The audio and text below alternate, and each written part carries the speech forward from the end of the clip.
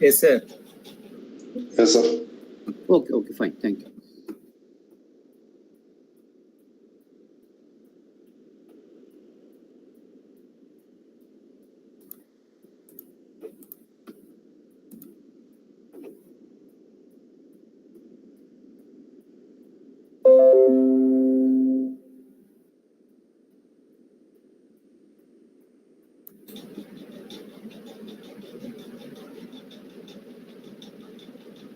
Okay, so let me share the presentation.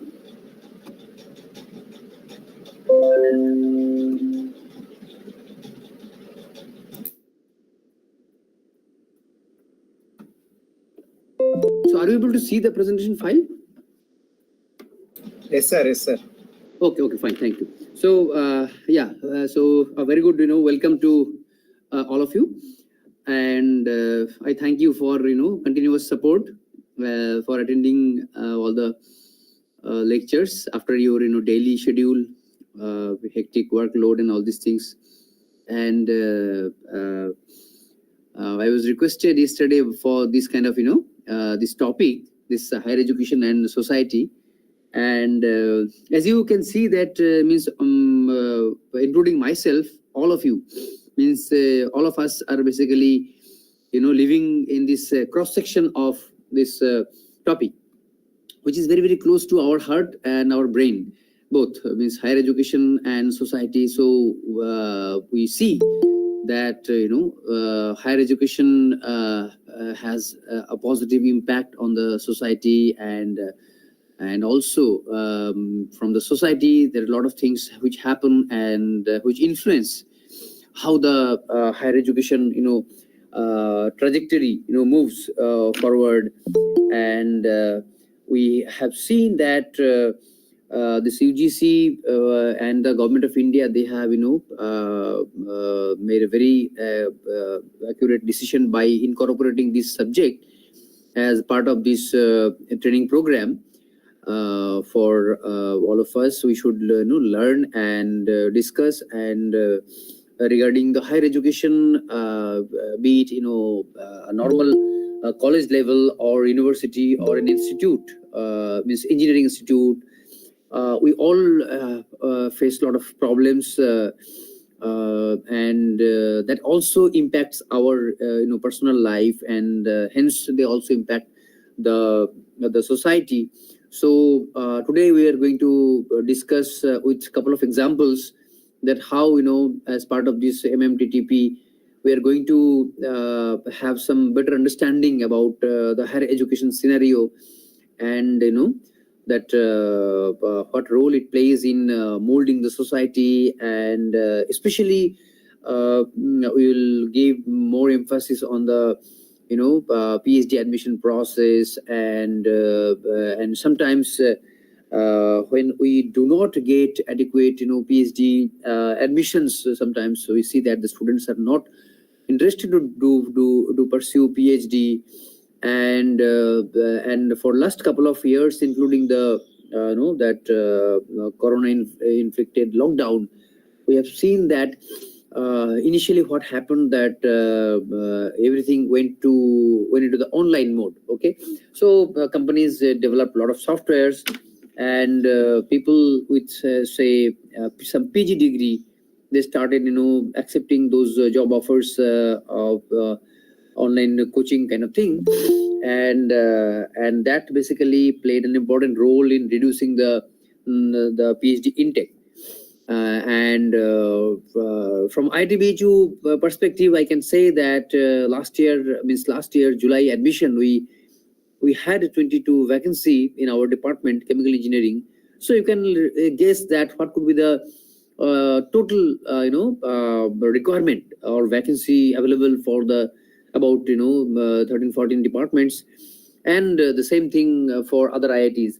But in chemical engineering, we have received very, very few applications, and ultimately we could admit only 2 candidates.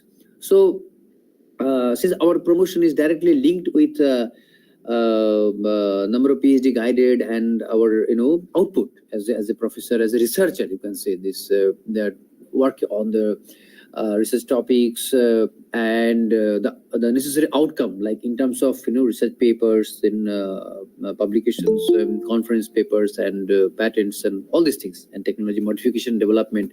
So this overall, if we just look at the picture from the PhD perspective, we see that if we don't get much applications or PhD candidates, then directly the research output of the institute gets hampered. So currently this ministry has added this topic for us to understand that how important it is to understand the higher education, and the impact it lays on the society. Okay. So the thing is that there are a couple of sub themes which are prescribed in the website of our this MM-TTP. Okay, so there should be some discussion on the global development and policy in HEI. What is HEI? It is the Higher Education Institutes.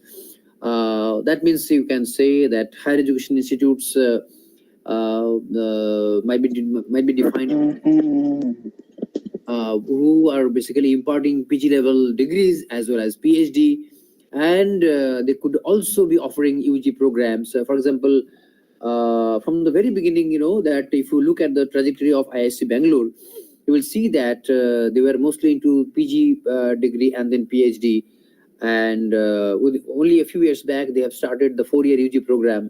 So their emphasis was on the PG program and the PhD program. So this is a correct example of higher education institute. And if you have a general lookout, then you can see that these universities or the IITs, NITs, etc., they also offer all the type of degrees like UG, PG, and PhD. So since PhD is also involved, and also we will see that couple of postdoctoral fellows are also there in different departments. They also assist the faculty member and help the PhD students to carry out the research and work.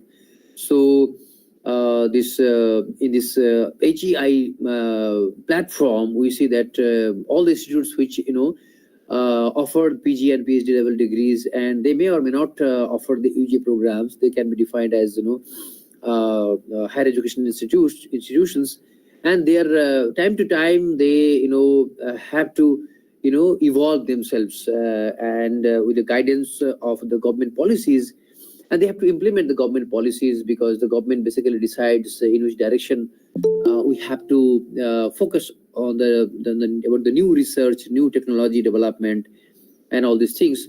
For example, just at this point, I would like to just quickly mention that for last few years, you will see that a lot of novel activities, experiments, and new things are being done in the Indian railway sector. So it is not possible if we don't take expertise, take help from the expertise of the professors or researchers from the background of, say, electrical engineering, mechanical engineering, and also metallurgy for the metal this characteristics and all these things, and civil engineering. So it is the intense interaction. So the government-led policy, and then implementation by different industries, different sectors, and how the higher education institutes play a very important role. And that's why it's mentioned that the societal actors. Okay, so they basically when there is a suppose a new bridge has to be constructed, then there will be a requirement of a lot of civil engineers and related branches and allied departments, experts from allied departments. So the thing is that in our education system, this the primary level education, how small this boy or girl starts learning, and then the secondary, and then higher secondary, and this in NEP we have already implemented this 5+3+3+4 system. And then what is to happen in historical times, okay, that also we will just throw some light, and what type of activities they used to do, and now what the activities the government is recommending to be implemented in the school curriculum. So means you might also know that government is still that finalizing the syllabus for NCERT books for different classes, and still for some some classes students maybe they have not yet got the books because the books are not printed. Maybe the syllabus is being finalized, and very soon they are going to get the new syllabus, new book, and then they will study the syllabus based on the recommendations of the NEP 2020, and that is it is also compatible to NCF. What is this? It is basically a national curriculum framework. So this is what should be typically taught in different classes, different courses, and general guideline given by the government, which NCERT should follow. Okay, so we will carry out some historical analysis and how the style of teaching, method of teaching, methodology, the pedagogical approach, they are changing with the requirement of changing times, and what are the developments which take place, and overall how the evolutions occurred. Okay, so if we just go by the timing, we will see that that we should feel proud of these two universities, and many of you, means maybe all of you, already know the names of universities like the Takshashila University, Nalanda University. So Takshashila University, there is some doubt about the timing, but it was approximately 5th century BC. It was operating, and that was the center of learning, center of learning. People used to come from different countries. They used to study, they used to stay, they used to debate, and the learned scholars used to be produced. Okay, and Nalanda University was already in flourishing condition in 5th century AD, and a lot of it produced a lot of scholars over a period of several years. Okay, maybe decades also. And coming to the modern India, we just talk about the universities which are still performing very good. They are already running smoothly, and they were established a few maybe 100-150 years ago. So if we just go back to 100 years back, we'll see that this Calcutta University, Madras University, and Bombay University, they were established in different months of 1857 by the British. So they have understood the importance of getting the educated manpower. So to produce educated manpower, especially they wanted to lay a lot of emphasis on the language which they are comfortable with, that is English. So that this Madras University, Calcutta University, and Bombay University, they started curriculum. Initially, there's some kind of this UG program. Then slowly they have expanded, and nowadays, if you go, you will see that a lot of colleges will be there which are affiliated to a particular university, and those colleges are mostly in the business of offering UG programs. And in the university campus, we see the PG programs, but now they're expanding also. A few years back, we used to see that only UG being taught in a local college, and the college is affiliated to a university, and the university will run the PG programs, then B.Ed, MPhil, PhD, and so on and so forth. Okay, so government is going to scrap the MPhil program maybe from next year. So this is one important change they are going to make, and B.Ed is still going on, and probably they will also they're discussing to modify it or something like that. Okay, so apart from these three universities, which are very reputed universities, very prestigious universities, and still running and maintaining their quality, there was another college that is in the name of Roorkee College, which it was established in 1847. This is the first engineering college in India that is also established by the British people. And in 1854, means after a few years, it was rechristened as Thomason College of Civil Engineering. And considering its excellent work, excellent output, the the learned manpower, which it has been producing for several decades. After we became independent, we got independence. The University of Roorkee got established in 1949, and considering the excellence in the engineering division and other departments, in 2001 the government of India converted it to IIT Roorkee. Okay, so before that it was a state level university, and this BHU University Roorkee also had a very high reputation. It was very nice, and also you will see that there are a lot of maybe colleges or institutions differently or scatteredly established in different parts of the country, and all played a very important role of producing manpower. They are capable of leading in their respective subjects and bring in a lot of reputation. So like that of BHU, which was established in 1916, and very near by that time the Jadavpur University in Calcutta, that was also established. And you will see that in the university sector, BHU consistently gets a very good ranking of within third, fourth, etc. And if you look at the ranking, NIRF ranking I'm talking about, if you look at the ranking of Jadavpur University, that which both in university and in engineering sector, it usually remains within top 10. Being a state university where there is a lot of fund crunch and other shortcomings are there. There will be influence of local politics, and you cannot expand the campus because of land issues, and many other shortcomings might be there. But still, it is mostly the because of the passionate students and teachers. They basically make significant contributions so that the reputation is acquired and maintained over a period of long time.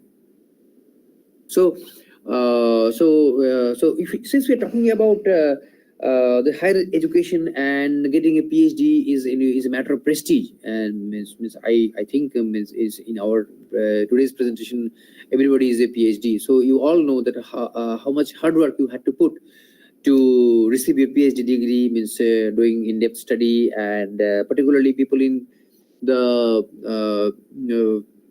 arts or social science background, or background mostly other than science, they have to do a lot of survey type work. So there you have to go to the field, and you have to collect a lot of data accurately, and then do some kind of statistical modeling, and get your predicting some trends, and getting your paper published, and finally getting the degree. So it's a uphill task, and then now that's why now you appreciate that there is a very deep interlinking between PhD, this higher education, and society. It's because if I acquire a PhD degree, then society gives me some kind of respect, which is basically which I earn because of my hard work which I put as a student.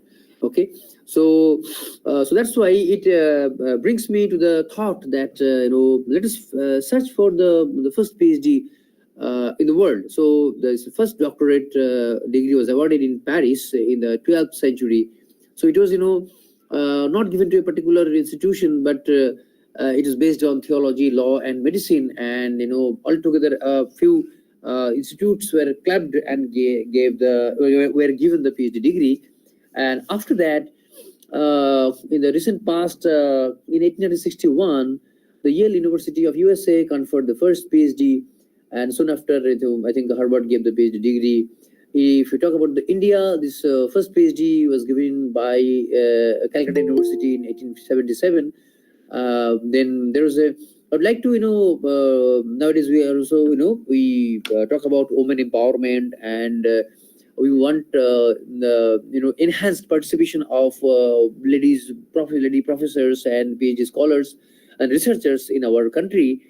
So so you might be knowing that DST, SCRB, they are bringing a lot of funding opportunities, this power scheme, POWER, and then DST has some WISC WISE scheme for the maybe working women who are who have the age group from 27 to 45, but still they can get funding and carry out PhD, carry out their research. Because if at the same time, along with a male, if a female counterpart also gets higher degree, enhanced learning, then it's basically a win-win situation for the society, for the country. So, but a few decades back, the situation was not that easy. If you can also Google and see the life and struggle of that Nobel laureate Marie Curie.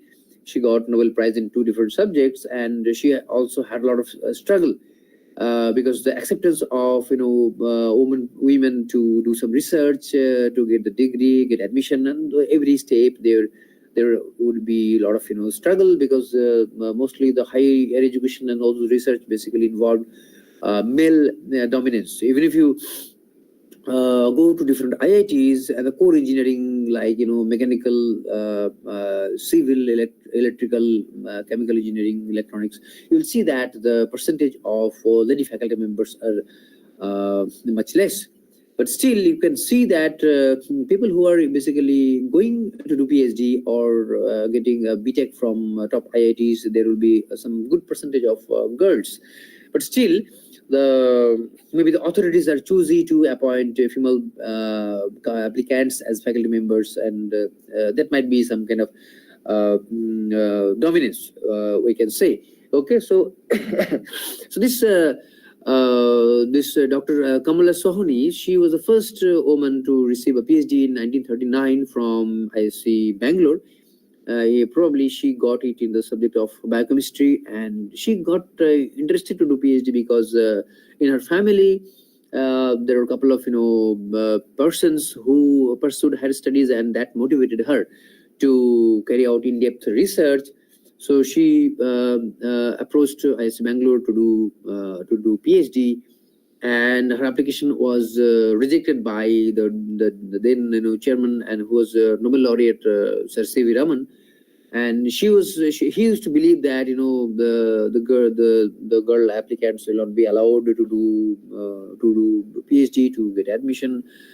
He used to have different belief about the lady applicants somewhat, and then he put some kind of restriction, and then this lady, she started some satyagraha that unless she is given admission to IIT Bangalore, she will not this thing, take food or something like that. And then ultimately she was given admission to do PhD in IIT Bangalore, but with some conditions, and conditions are very much peculiar. So that's why let me read, because she would not be admitted as a regular student. That was one important setback for her. And she would be on probation in the first year. So we understand probation for government job, for state government or central government. But in case of getting a PhD admission and remaining in a probation, it basically, it's very difficult to understand. That might be, if you, make very, very small mistake, you might be, thrown out of the program, things like that. So you'll be under tension, right? You'll be concerned about your work and all these things. Then her work would be officially recognized only if Sir C.V. Raman would be satisfied with the work output and so on and so forth. Okay, so that was the main condition. Not even her supervisor, but the Nobel laureate has to be satisfied with the quality of the work. Then only it will be she will be given the degree.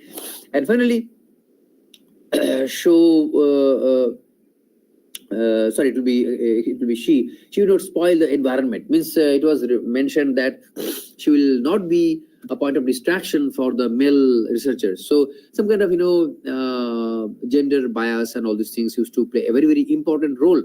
So she later on said that if a well-respected Nobel laureate and scientist has this kind of taboo, this kind of bias towards female counterparts, then you can easily think of the condition in other colleges, other universities, and with other professors. Okay, so what I mean to say is that in the society there is some perception about applicants, then the researchers, scientists, male and female, and all these things. So even that it's part of prejudice, and sometimes we don't verify.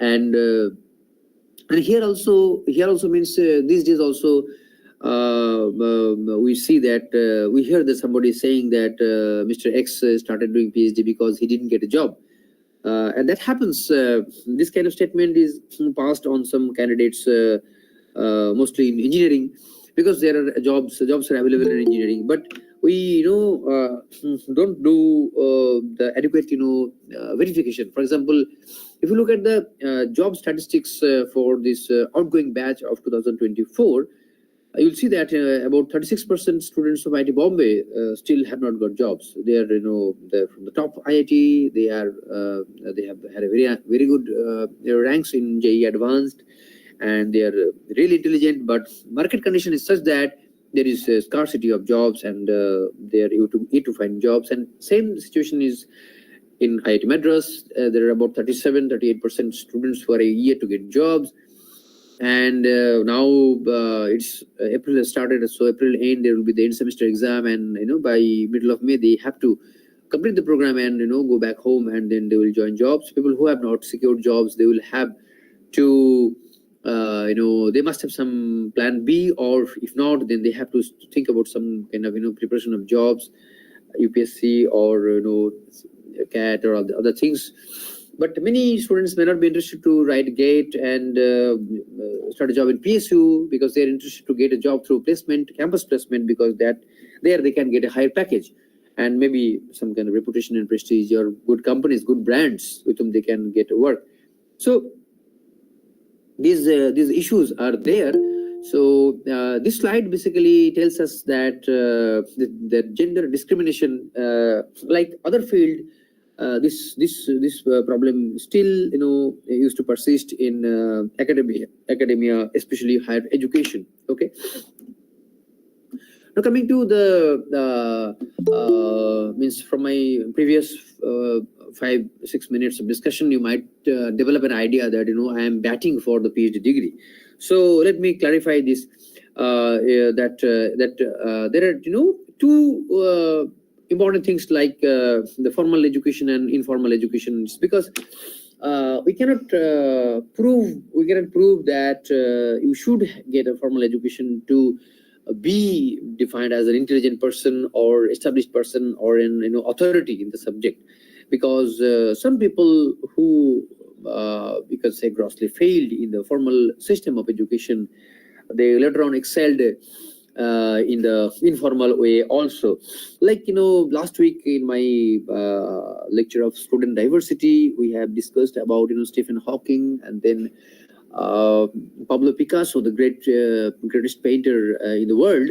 So Pablo Picasso had a tough time because the teachers used to think that he doesn't have that much intelligence to understand the subjects, and he was looking through the window, looking at the stars or looking at the sky.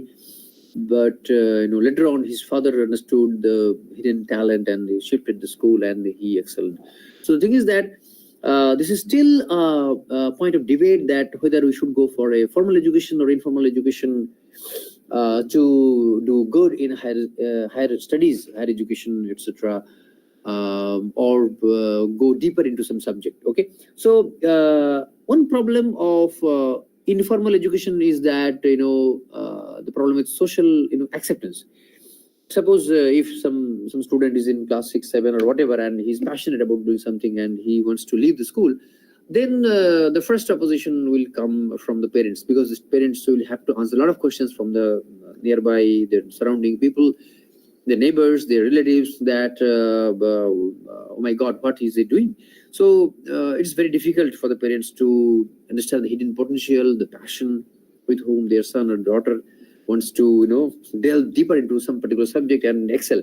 So let us at this point, let us conclude that both the ways of imparting education, like formal and informal, okay, they are equally important, and we should not be restrictive to bring the best out of some particular person. For example, if you look at the picture, right side picture of Nobel laureate, that poet, Kaviguru Rabindranath Tagore, was the first Asian to win the Nobel Prize in literature, and he dropped school because he didn't like the discipline and how the teacher used to impart the education. So Fortunately, he was from a very rich family, so his father used to hire teachers who used to come home and impart teaching, training, and all these things in different subjects, which he used to write. And you'll be surprised to know the number of poems, number of songs and novels, and all those drama and all those things he wrote in a span of total 80 years. Even somewhere I read that he started painting at the age of 60, but they are so much abstract and so much meaningful that people used to do research on those paintings also. So these people used to have very fertile brain. Means maybe you have read somewhere that Albert Einstein used to use or utilize about close to plus minus 30% of his brain. So you can understand that our brain is a very versatile piece of instrument or an organ, and these people who have become an authority through some kind of their own passion and informal education, still they produced the world-class masterpiece things in their respective subjects. So similar was the case with Srinivasa Ramanujan, and he's one of the mathematical authorities which India has ever produced. And he used to struggle to get some passing marks in some other subjects like arts and language, but he used to get very good marks in mathematics. And the most important and funny part is that he didn't have any formal training in pure mathematics. So from there you can understand that how passionate he was about mathematics. And he used to he was a strong believer of God. And when Professor Hardy, he took him with high risk in the university in UK. I don't remember the name. Maybe it was Cambridge. And basically, Professor Hardy took a lot of risk, and his job was at stake. He convinced his vice chancellor that Srinivasa Ramanujan is not a fraud. I'm going to bring him, and I will do collaborative research work. And then the vice chancellor told that if it appears that Ramanujan is fraud, then you will lose your job. So that is also a spectacular activity by a researcher, by a professor, this Professor Hardy, that this type of time you don't get usually this kind of visionary people who can stand by some dedicated or passionate researchers.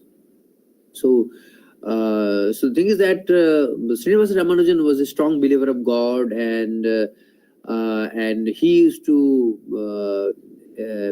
have some personal interaction, connection, or friendship with the prime numbers, and he wrote a lot of theorems and all these things on which still research is going on, and a lot of research was being done. So these two are I just picked these two examples from two entirely different fields of research, just to put the point that formal education may not be necessary to produce these stalwarts or authority in different subjects. And also the society learns to recognize and give proper respect, give due to them. At the same time, you will be surprised to know that Ramanujan had to struggle to move from one office to another office in Chennai to get a job of a maybe normal clerk, typist, etc. He didn't get a job. So that is also the perception that people who might be an excellent mathematician may not get a job. So this kind of hurdles are there in every aspect, every area of work in our country, and maybe other countries also it might be possible.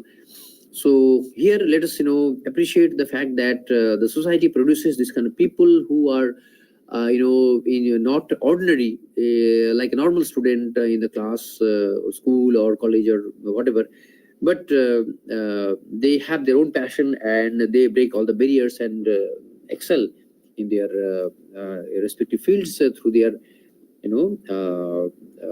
hard work, passion, and focused approach. Okay. So now as we have to discuss the evolution of education in India, I just gave you a few examples of the modern universities which were established maybe about 150 or 170 years ago approx. But still, we have produced a lot of very very knowledgeable monks or saints over a period of several thousand years. So very very long ago we can define the time as zone as the Vedic times, where people used to study the Vedas and to gain knowledge. And I think many people are not allowed to study Vedas, and there is some kind of discrimination. But slowly then we had this the Gita, that was approachable, that was basically that opened the door for anybody to gain spiritual knowledge, and also your day-to-day knowledge of how we can work, how we can remain unattached, and all these things. So during this Vedic times, it was basically the Shruti, this oral tradition in Gurukul. That in the Gurukul, the Shishya has to come, the Guru will be there, and they will follow not only the preachings of the Guru will recite the hymns, the slokas, and they will recite several times, because there was no pen, paper kind of thing. And later on, people started writing on the leaves, and then they used to sharpen the stones, and then they used to write something on or in terms of some kind of symbols on the bark of the trees, and then they used to pass from one generation to another generation, and slowly the things printing press by Mr. William Carey, and that brought a lot of quick development in Calcutta and all these things that's perhaps So this this Gurukul culture basically transferred the knowledge from the Guru to the Shishya, and also the disciples used to follow the lifestyle of the Guru, so that they used to get convinced about the moral character of the Guru, and they used to follow. And it was a different aspect. I can also add this point that since we spent 4 to 5 years of our prime time along with our PhD supervisors, so their lifestyle also sort of influences our lifestyles, the lifestyle of the students, and that also might be possible for many of you who are present today, and they like the working style of their respective PhD thesis supervisors, and they're carrying the good values which they have learned from the supervisors. Okay, so after the Vedic times, there are slowly the development took place, the Stone Age, and then the invention of this fire, and then the wheel, then metals, and slowly things got developed and advanced. So if you talk about the ancient universities, then we do not know whether that anybody acquiring knowledge successfully and coming out of those universities like Nalanda and Takshashila, they were called as doctor or PhD holders. That is so far that is not known, or maybe I don't know, but I have searched for it. But still, they used to have a lot of debates, and if you look at the life of Socrates, Plato, that they used to call as a running or moving school, because Socrates used to mingle with his students, his disciples, and it was not a formal setting. They used to walk, they used to sit in some place, then again walk, and they used to discuss. And there are a lot of issues on which they used to discuss, and after a lot of debate, discussions, they used to find this philosophical conclusion, the truth behind those things. So that's why sometimes people understand that there is not much difference between philosophy, then science, then spirituality, because our ultimate goal is to find the truth. Okay, like spirituality, people think that there might be God, and then God is not here, God is not there, and then they keep on meditating and to search for the God. So in case of philosophy also, they apply some kind of theory and go for this practice to find out the real truth. And obviously in case of science, especially physics, chemistry, and biology, we believe that the proof. We try to establish the proof to justify some theory, and also based on the some particular finding, experimental finding, evidence, and we develop or modify some theory. So they are both way interconnected, but finally we are searching for truth. Okay, so this debate, discussion, all these things were very, very rich and very, very needed, important for an important aspect of this the great universities like Nalanda and Takshashila. And if you compare this thing with today's classrooms, in the classrooms, in the class there are about 50 or 55 minutes so to get. Sometimes it is 45 minutes, and also you have to take attendance, and there are some other issues. Anyway, so in the class we have to deliver the syllabus, and there are some theory. Then we give examples and solve some of the small problems, and we have limited scope for discussion or debate. Okay, so so to some extent it is being compensated by the tutorial class, where we solve some numerical problems. They might be a little longer, so within a span of say 50-55 minutes we are able to solve 2 to 3 or maximum 4 mathematical problems corresponding to different subjects, like some maths, then physics, chemistry, or thermodynamics, or some engineering subjects, or maybe in your area. So this gives us some better scope for discussion and debate, and still we don't think that this time is adequate. So maybe there are some other extra time is required for the students to think about it, then ask questions, because that in many of the situations nowadays the students are a little bit their mind gets drifted easily, because they have this habit of going through smartphone, all other social media apps, and so on and so forth. So they basically don't come prepared for the lecture. So in the classroom we cannot basically insist them to, okay, now you think about it, you understand, and ask questions. So so to accomplish this, we might have to plan for say longer duration class, maybe more than 1.5 hours or 2 hours, so that they will be given some material, they will study it, think about it, and then ask questions, and we try to give answers, and they get a lot of clarity on the particular subject through this process. So this questioning and deliberations and this debate, that used to be very, very important and very, very fruitful in those ancient times also. So after that, this is called the medieval era. So we saw that there's Islamic influence on education. So so because of those there's those innovations, people came with different languages. So this Persian and Arabic, those teachings were there, and with this influence, Urdu got developed in India, and today we see a lot of Urdu words which are part of Hindi language also. Though Hindi and Bengali and some other language, they are basically came from Sanskrit. Sanskrit is the mother of all these languages, but still Urdu words or things are embedded. Okay, and we have seen that there are a lot of these songs or ghazals, they are written in Urdu and Hindi words combined, and people like them.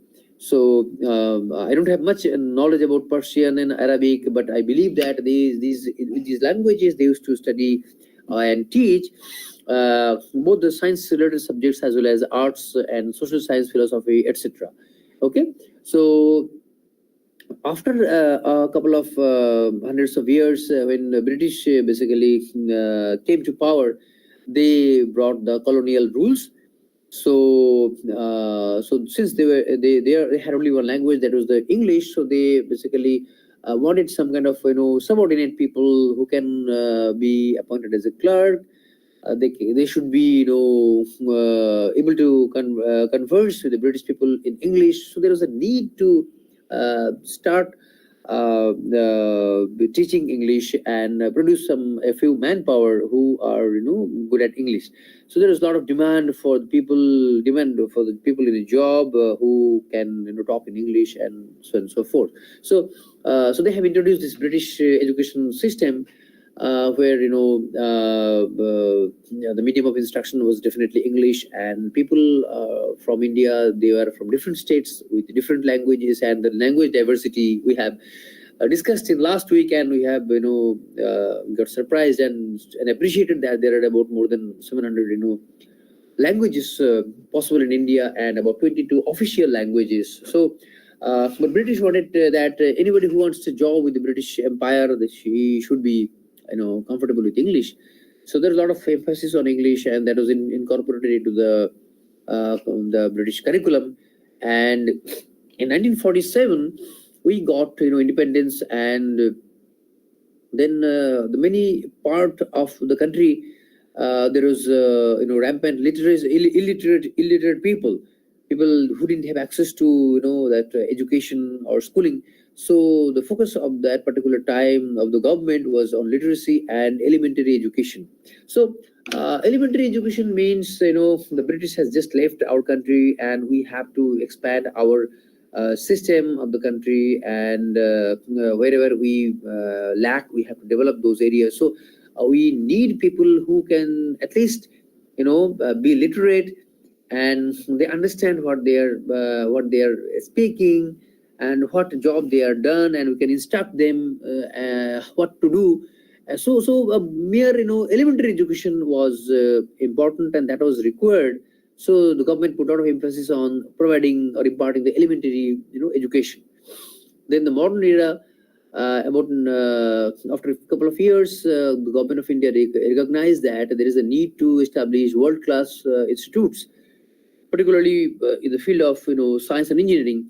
So these old 5 IITs, they were established during I think 55 to 60, 63, etc. IIT Kharagpur was the first IIT to be established in the independent India.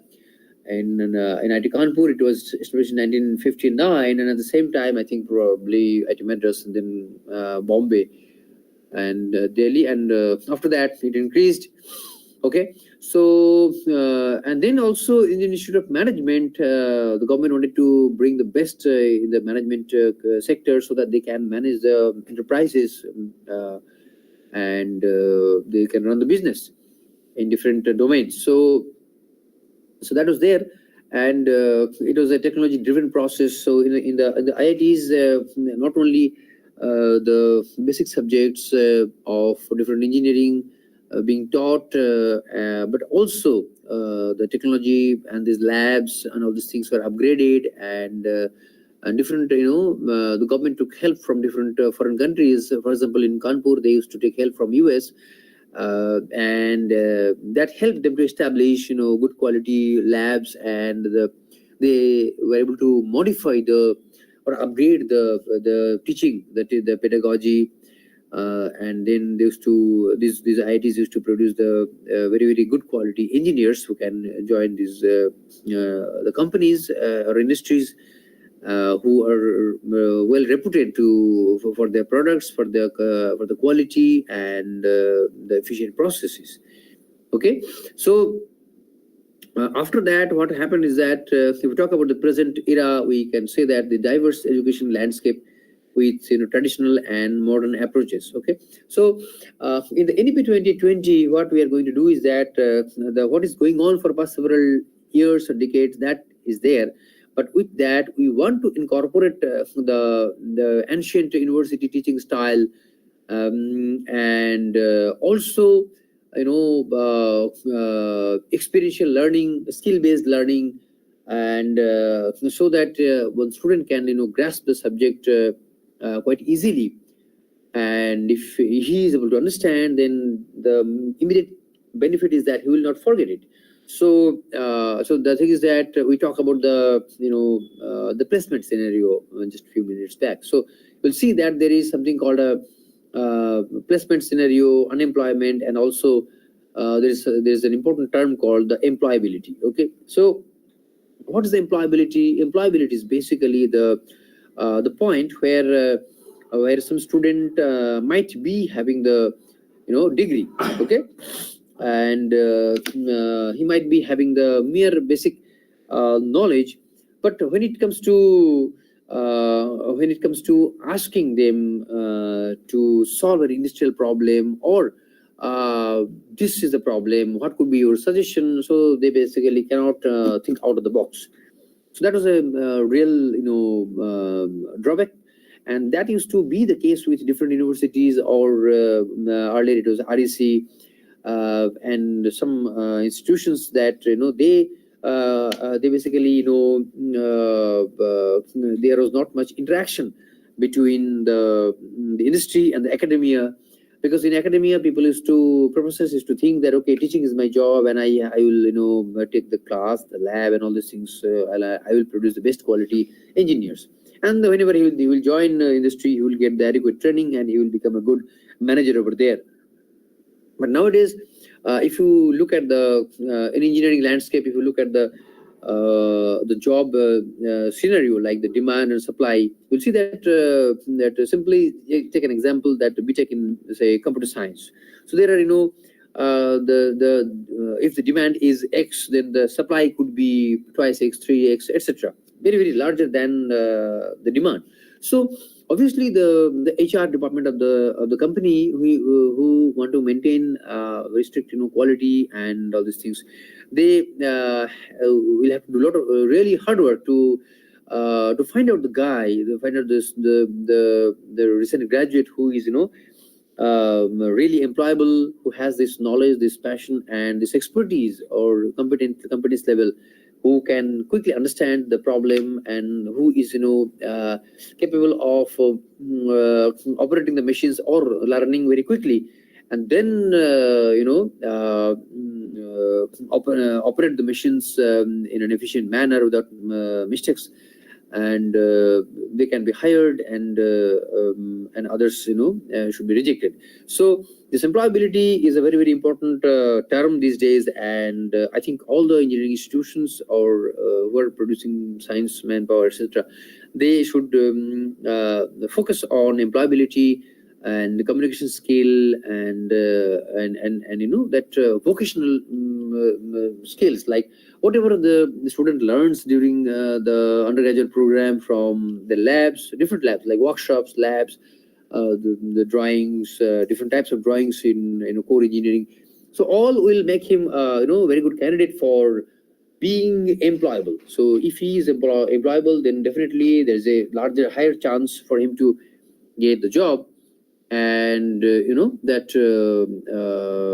will be a very good situation for the institute that the graduates produced, and if majority of them are employed by the industry, then they should feel happy that, okay, whatever curriculum we are imparting, they are relevant in the present times, and at the same time, to increase that employability, a lot of programs can be done. For example, they can invite the experts from the industry, maybe their alums who are there and working successfully for several years in the particular industry. They can visit the institute or university, give special lectures, and explain the students that, okay, they should acquire knowledge in the particular software, particular machine, particular kind of other things, so that they can be easily hired. And also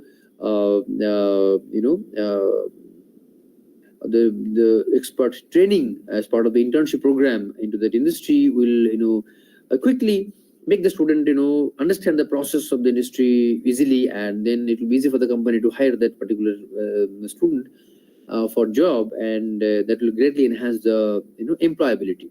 So the thing is that this adapting to these qualities by an academic institutions also has a positive impact on the society. For example, earlier, when a few years back, say 10-15 years back, people used to talk about those IITs, and after that people used to talk about BITS Pilani, because BITS Pilani is to be a very, very reputed institute, and they follow the teaching semester wise teaching pedagogy by some of the top universities in US. And there is no clear cut syllabus, then periodic tests, and getting the feedback from the students about the subject, the syllabus, and the tutor or the instructor or the professors. Okay, and if in a class there are more students, like say 100 150, then and that is being taught by, say for example, three professors, 50 each, then students if they don't like a particular class, then they can go to the class of a different professors who is teaching the same subject, maybe ABC. So from A they can switch to B or C depending upon their understanding, how easily they can understand, and expertise, expert level of the particular professor. So that also creates some kind of internal competition between the professors, that they have to be up to date in terms of delivering the material and what is going on in the world beyond India, so that the students can be given the latest technology, the knowledge of latest technology, and newer discoveries in the science and technology domain, and how to make the class or subject more interesting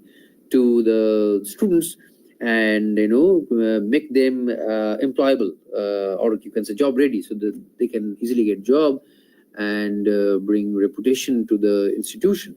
Okay, so now we are going to the this important bodies. One is HEI, which I already told you, that is the higher education institutions. So there are this IIT Bangalore, IISERs, and all the IITs, NITs, and also a couple of central universities and state universities. They are basically involved in imparting the higher education. So there are some international bodies like the UNESCO. So it is the United Nations Educational, Scientific, and Cultural Organization. So so there's the concepts of societal embeddedness and interactions of these higher education institutions with UNESCO, so that you can ask the question that what is the need to have some interaction between HEI and UNESCO. So then the answer could be, in my opinion, that if we want to make world-class leaders from our own institution, then they should have the knowledge of what is going on outside the country, outside India. So the thing is that the interaction between these some particular higher education institution and UNESCO is very, very important, because UNESCO will tell us the important problems which are which have grappled the world these days, and how the students can be trained properly to understand the problem and offer their their solution. So this UNESCO is basically a specialized agency of the United Nations with the aim of promoting world peace and security through international cooperation in education, arts, sciences, and culture. So there is education, there is arts, sciences, and culture. So you'll see that almost all the domains of education are being taken care of by this body, this UNESCO. And the main objective is to promote world peace and security. Okay, so these two are under threat nowadays, because for last 1 year, or little more than 1 year, we have been seeing that that world peace is at stake, because there was the war between Ukraine and Russia is going on for several months, and recently there was there's a very vigorous war between Gaza and Israel. And when there is a war, then the entire world gets impacted, right? So so when there is a war, after that there are a lot of injustice done to the common, like small kids and people who are very old. So UNESCO is there to frame the policies, and they also need a lot of manpower to reach to the people in distress, to impart this training, teaching, and helping the resource persons to offer the teachings and this whole business. Okay. So at the same time, this world peace and also security, and security is also very very important, because there might be some buffer zones, like maybe border of Pakistan, Afghanistan, or India, Pakistan, or maybe some Israel Gaza strip. There might be some some important work or to be done by UNESCO representatives or their resource persons, but there could be some threat to life, and so security may not be adequate. So but still UNESCO has to offer its work. So it's very very crucial for the institutions within say India, to closely interact with UNESCO and understand the world problems, explain them to the students, and help them to have some real world feel by sending the students to as an interns, or for some longer period of time to get a hands-on experience about those problems and how they can offer their solutions, right? And also that after apart from imparting specialist training and knowledge in education, arts, sciences, and culture, there is UIL. What is this? This is nothing but the UNESCO Institute for Lifelong Learning. So just quickly, if we want to say that what is lifelong learning, it's that mostly it covers the adult learning. Adult learning means the learning by people who are not of the age of going to school or going to colleges. Maybe they're a little old, and there is no scope for them to enroll in a college, or they may not be that much interested, or maybe some other shortcomings. But still, government might have a policy to impart the latest knowledge, latest training, and what is going on in the different parts of the world, so that these people can be a lifelong learners. Because as you learn, you get fun out of it. Your knowledge level broadens, expands, and you develop greater flexibility in understanding and explaining this thing, the world situations, like that we discussed about the prejudice, and how we have to remove prejudice if we want to be professors of in some Indian institute, or say Central University, where you will get students from different parts of the country. So we should have in order to offer some holistic education, we should we should have the feeling that I am also a student. So this lifelong learning, that is that is under the umbrella of UIL, that's the UNESCO Institute of Lifelong Learning. And I'll give some examples how they are really doing excellent work, and the related global institutions. So keeping in mind with different sustainable development goals, like SDG 4, that is SDG 4. I will discuss later on that mostly it relates to offering equitable learning and all these things. We will go to that. That umbrella of UNESCO, that is the UIL. That let us quickly understand what are the UIL activities. So as we understand that we might have a standalone, say BHU. This is standalone university within India, or say some other university, Central University of Hyderabad, or NIT Allahabad.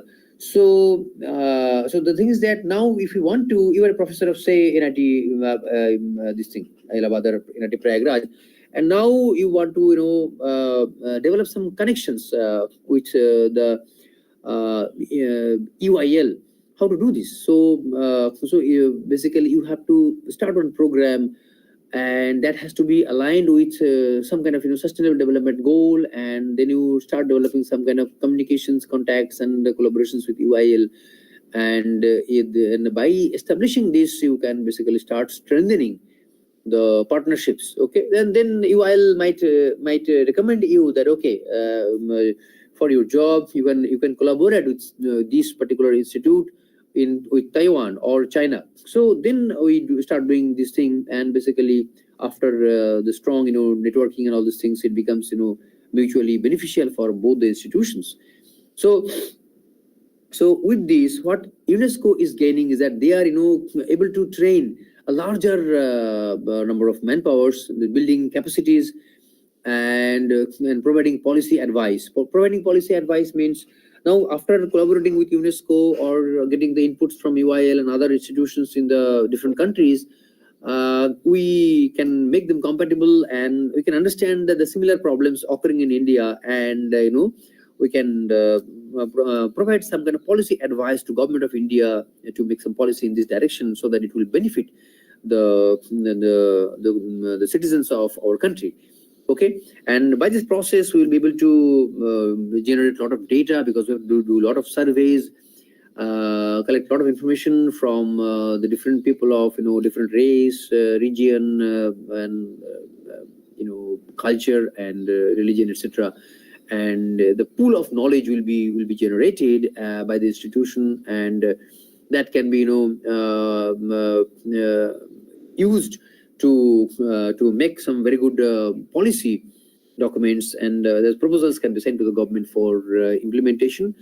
And with a strong collaboration between UIL and the respective Indian institutions, we will do the surveys, and we will understand that the global what are the global priorities. For example, we can say that now since the war between Ukraine and Russia is going on, then how we can sort of think of providing learning or training or teachings to those adult population who are there in remote area in Ukraine, how to do this. So UNESCO has to make some policy. They talk to the the respective countries, and then it has to ensure security and some mechanisms so that the people who are expert on that, they can visit that place, and also some part of in online mode they can offer the training and education, so that people, not only younger generation but also the adult population, can learn what is going on in the outer part of the world, because they might be disconnected because of the war and the loss of equipment and loss of connections and roads and other things. So these UIL activities are very, very important for us to understand and incorporate into our own higher education institutions, and then impart the same training to our research scholars, so that they can become knowledge powerhouse, and they can better understand the global priorities, like the climate change, that global warming. One simple problem is global warming, and another could be, you can just simply think of the energy production from coal. So some countries have already banned coal, but some countries they have higher resource or reserve of coal. They cannot throw away coal, so they're trying to produce energy or electricity from coal, but at the same time they're trying to minimize the global warming potential, minimize the carbon footprint, minimize the production of carbon dioxide, carbon monoxide, and other particulate matters. So these problems are of global nature. Okay, like establishment of nuclear reactors. Okay, so some countries are closing down. Some countries think that in a safe manner, in a sustainable manner, we can go for installing nuclear power plants so that we can be self-sufficient in electricity generation, not for nuclear war, but for electricity generation, which will be essential for the growth of the country. Okay, as some of my previous lectures, I used to tell the participants that if quality and inexpensive electricity is available throughout around the clock, then many people can do some kind of work at the night also, so that increases or enhances the overall productivity of the people. Their purchasing power will increase, and that will help increase the total production or total GDP of the country. Okay, so the CYL activities, this we have understood, and then there are a couple of key facts which is very, very important for us to understand, that if you consider the global scenario, that you will see that 763 million young people and adults lack basic literacy skills. That means we can think that in our country there are some states where the literacy rate is more than 90%, and on average is very good. Still, there are many countries where they might be located in Africa or some other part. But important part is that they might be having a lot of resources which are extracted by developing nations, but adequate facilities are not being provided. And at the same time, there are many such countries which are run by the corrupt government. So they don't want people to be educated, to receive the minimum literacy. So this number is very high. Means you can say, if you consider the official and unofficial data, you'll combine that, it will be close to 1 billion people.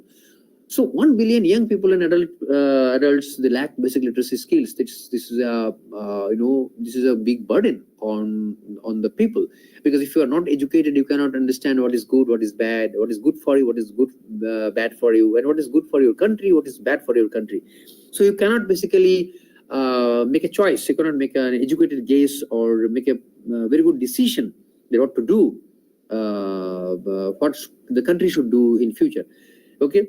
Another example, another important information is, or statistics is, that less than 5% of adults who are basically 15 years and above participate in education and learning programs in almost 1/3 of countries worldwide. Okay, so that means about 95% people, they basically don't participate. They basically they think that it might be good, but they don't have any access. They don't have any training. There's no possibility that they can afford quality and this kind of these learning programs. So the UNESCO is the correct body to sensitize the respective governments of different countries to request them that this is important and you should spend a certain amount of your GDP in education, or you should increase it so that the adult population they understand that and get this training. Then about 34% of countries spend less than 1% of their education budget on adult learning and education. That means whatever learning or training we are providing, that is basically for the very younger population, like for the primary education, that the kindergarten, primary, secondary, and up to college. But for the adult learning and adult education, they are not bothered, and that's why they're not spending more than 1%, not even 1%, maybe less than that, and that is about 1/3 of the about 1/3 of the countries the worldwide. Okay, so these three data indicate that it is very important that we focus on higher education and how does it impact the society, the overall well-being of the people, making them literate, making them education and informed. They can make informed choices. They can do proper judgment, and they can decide on their own career, their well-being, their education, their livelihood, what medication is required, and so on and so forth. Okay, so this the collaboration or strong interaction between the higher education institution and UNESCO through this UIL is very important, which you've understood now. And with this, let us take a small break, and we'll come back after the 10-minute break. So before that, it will be nice if you ask, or if you have some quick questions, then I can just sort of let me stop presenting and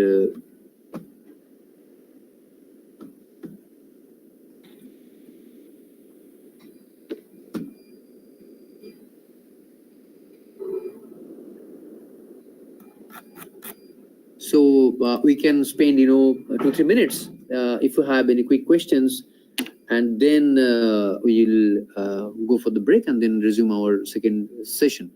Yes, sir. I have one question actually.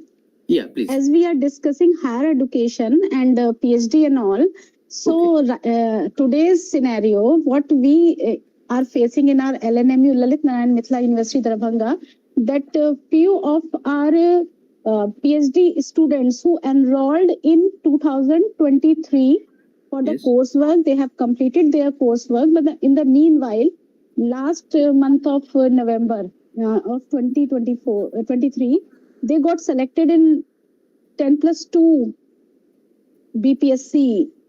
Okay. Then what is the criteria for them to complete their PhD in NEP perspective? Okay, in NB perspective. Okay, so so the thing is that we have to understand what flexibility NEP gives to them. So before that, I think it will be easy if we understand the existing process in some institutions. So in IIT BHU, we have a scheme of PEL. That is the Okay.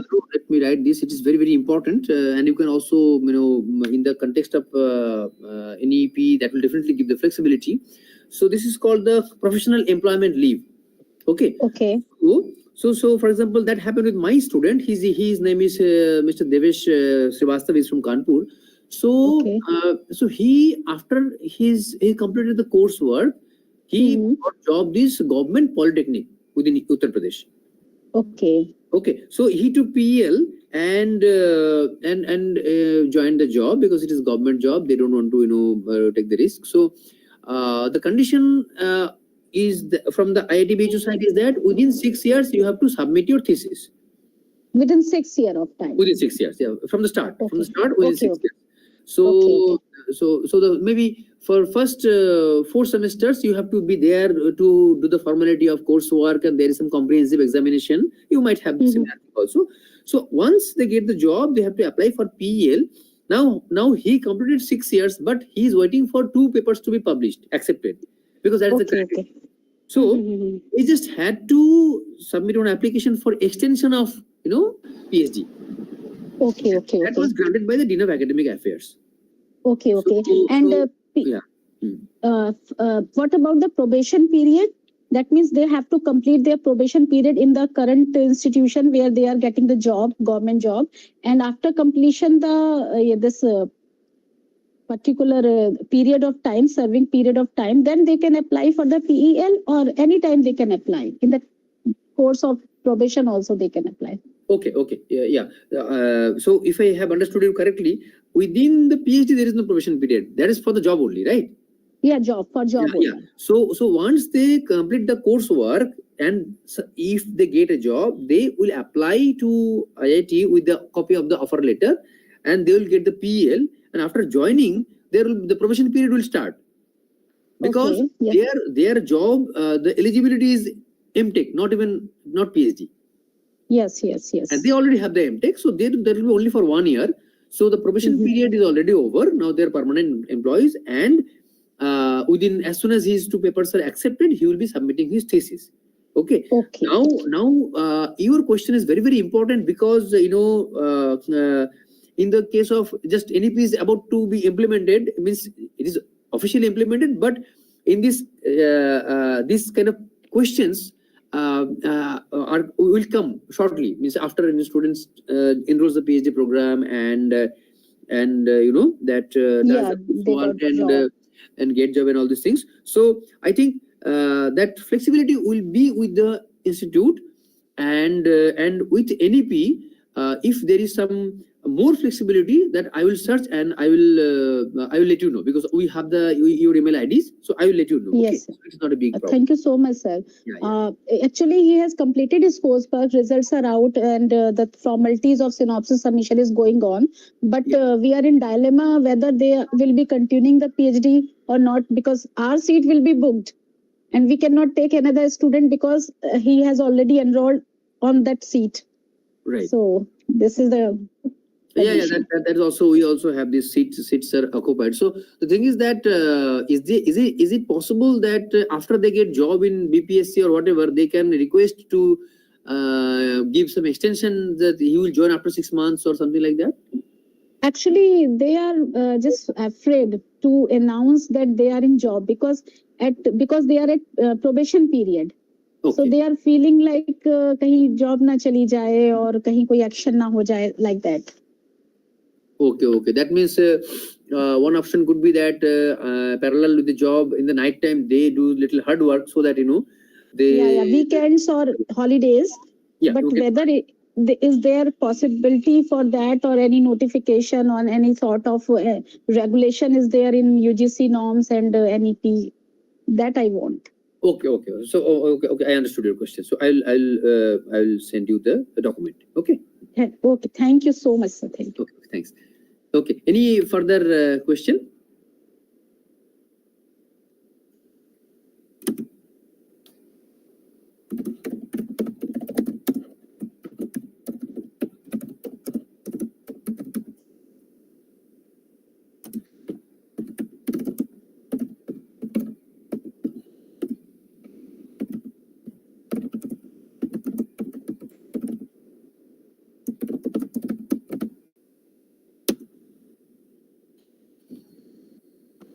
Okay, fine. So let us now, take a 10-minute break, and we'll come back after that. Okay.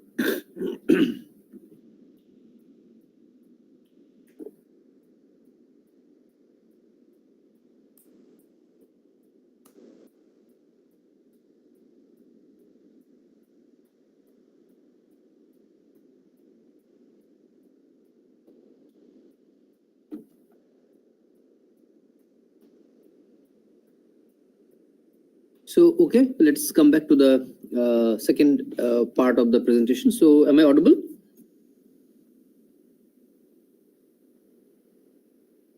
Yes, sir, you are audible. Okay, thank you. So, just let me share the presentation.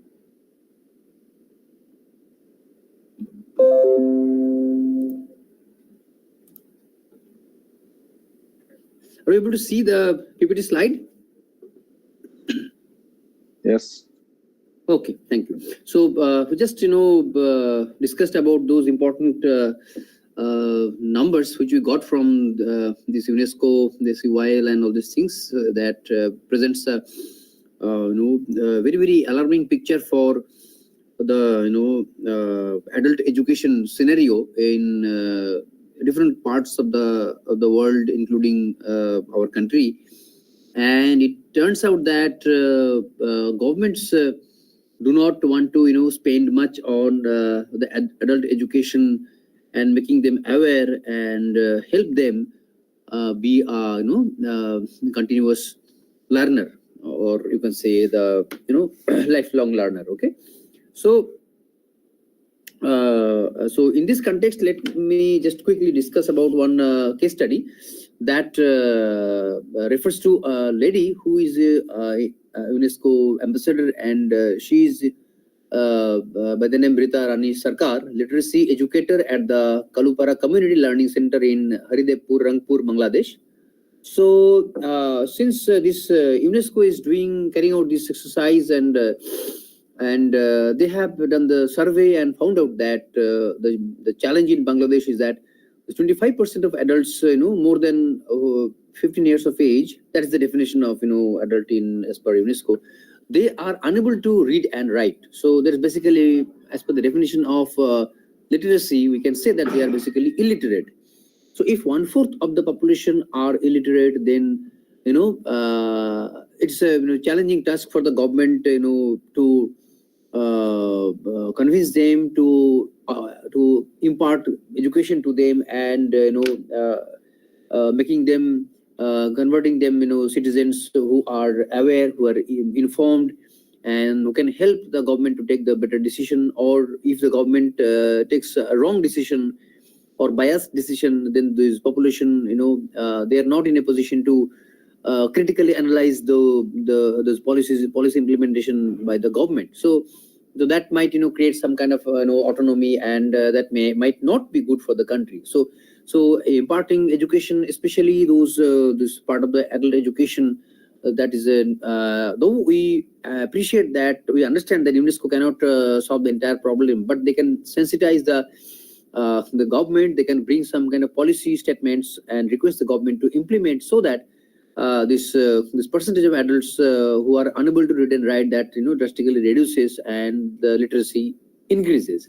So this lady who was involved in teaching the adult population, and also she in one of the reports she mentioned that the use of technology, the ICT and so forth, which you call it in our country, that helps her to connect with a lot more number of the older population to impart that education and training. So that's the important aspect of for us to appreciate that technology plays a very important role to reach to the masses, and that is affordable for all, and also quickly larger mass can be educated. Okay.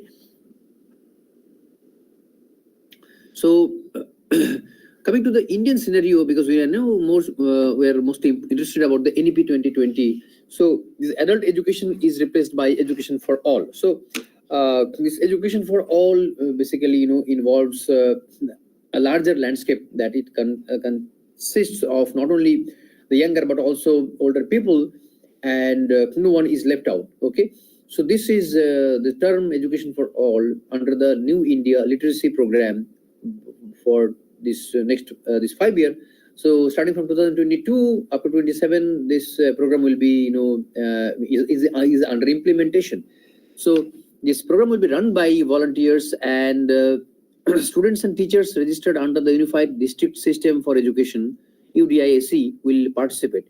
Okay, so we can get a little bit more information about this successful running of this program if we search for different districts, and that is trying to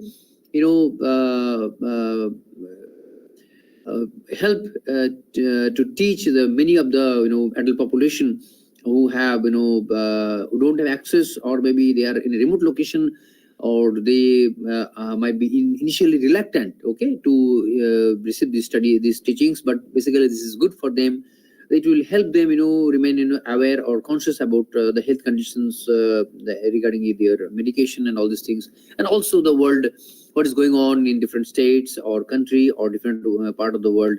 It will help them, remain very, very aware citizen of the country. Okay.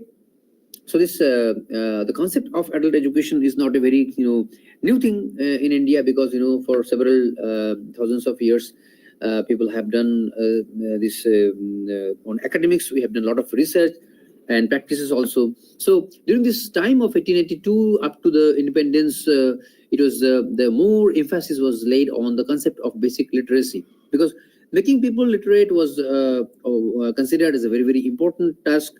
And then shifting it to say secondary education, higher secondary, and so on and so forth.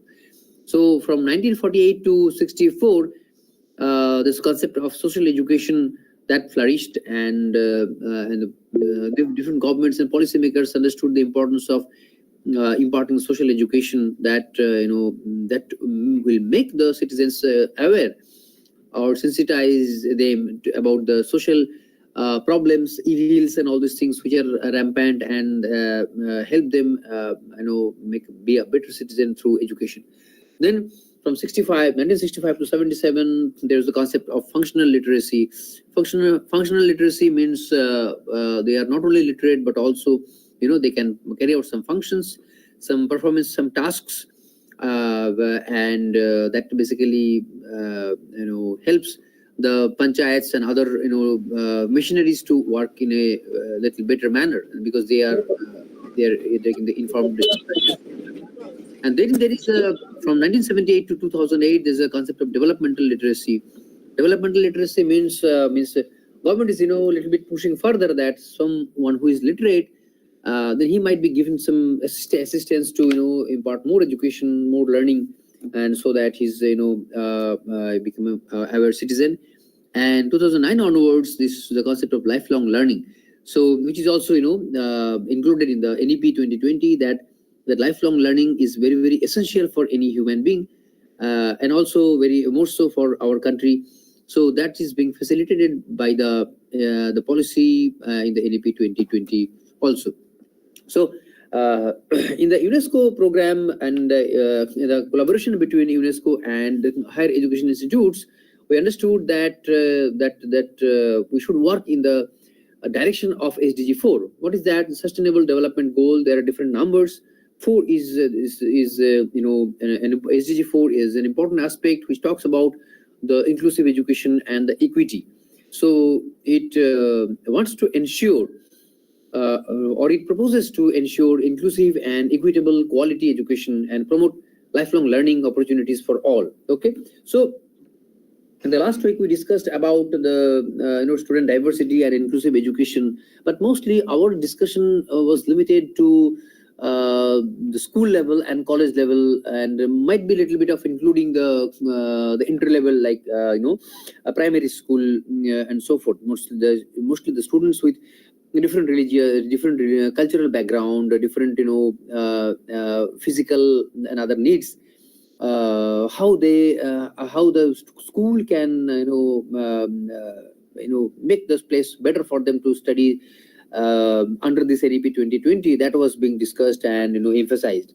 But in this SDG 4, we are also talking about the lifelong learning. That is very, very important for the adult population who are not regularly going to school or college. Okay, but still they should be provided this some kind of a platform so that they can learn and remain aware of citizens. So that challenge is there as part of SDG 4, and in NEP 2020 we are targeting to address this this issue.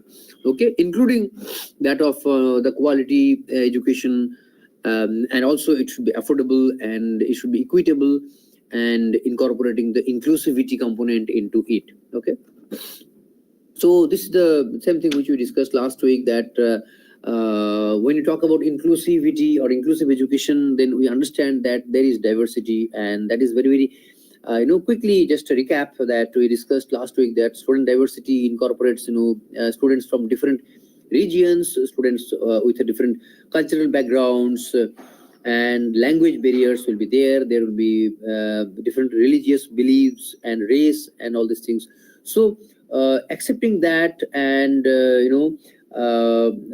these similarities and differences, and we have to understand that there is a strength and there is beauty, and we have to think about how we can sort of educate them and impart inclusive education, and don't want to segregate them. Okay, so the thing is that we discussed that there is a prejudice that is highly possible for any person from any society, that believing somebody's statement without proper verification. That is called the prejudice. And as a teachers, as a professors, we have to make sure that we keep this prejudice at the minimum level. Okay, that's not very easy, so we have to practice it, and we should be able to do, because that is important. That will make us learned manpower and resource persons for on implementing the NEP 2020 in our institution or university. Okay, so we understood the importance of equity, and just ready a corner. This figure says that the person who needs it the most, the help, then he's provided the most necessary help, so that everybody can be properly trained, properly educated, and we can offer quality education to all the stakeholders. Okay, so not only the small child, but also the people who are having a higher age group, who belong to higher age group, and they stopped coming to the regular classroom of school or colleges. Okay, so this equity is a part of the social justice, and that should be taken care of in the new education policy.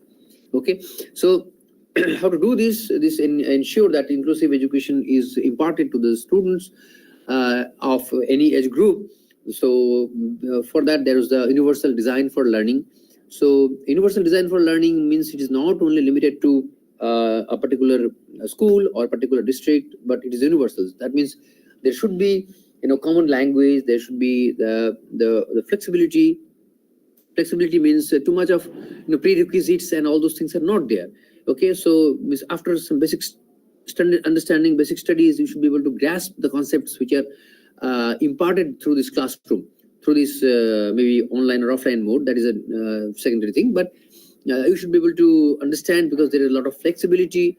So we should create flexible instructional materials, that is important, and methods to accommodate diverse learning styles and abilities. That means this ability is very important here. So we talked about the physical needs or students with special needs. So they might be a slow learner. So for them, we should be able to, we should make flexibility into the curriculum and the instructional materials, so that a student with some special need can also be able to, grasp the subject and learn and do better in the exams. Now, there is the culturally responsive teaching. Culturally responsive teaching means incorporate students' cultural backgrounds and experiences into the curriculum to make learning more relevant and engaging. That means, in one aspect, we can say that, okay, if I'm taking the class in some part of Assam, then I should be, first of all, aware. I should be aware that what are the cultural programs and their origin, their history, and by doing so, I basically educate myself into the values they can impart to the students, and there can be some general discussion into the classroom about the importance of the festivals and other culture, other aspects related to the particular culture. So any student who is in the class and not from that particular region might also be interested. And once the student is interested, he will take more energy to go deeper into it, understand and appreciate the happiness into the other peer in the classroom, and they will not sort of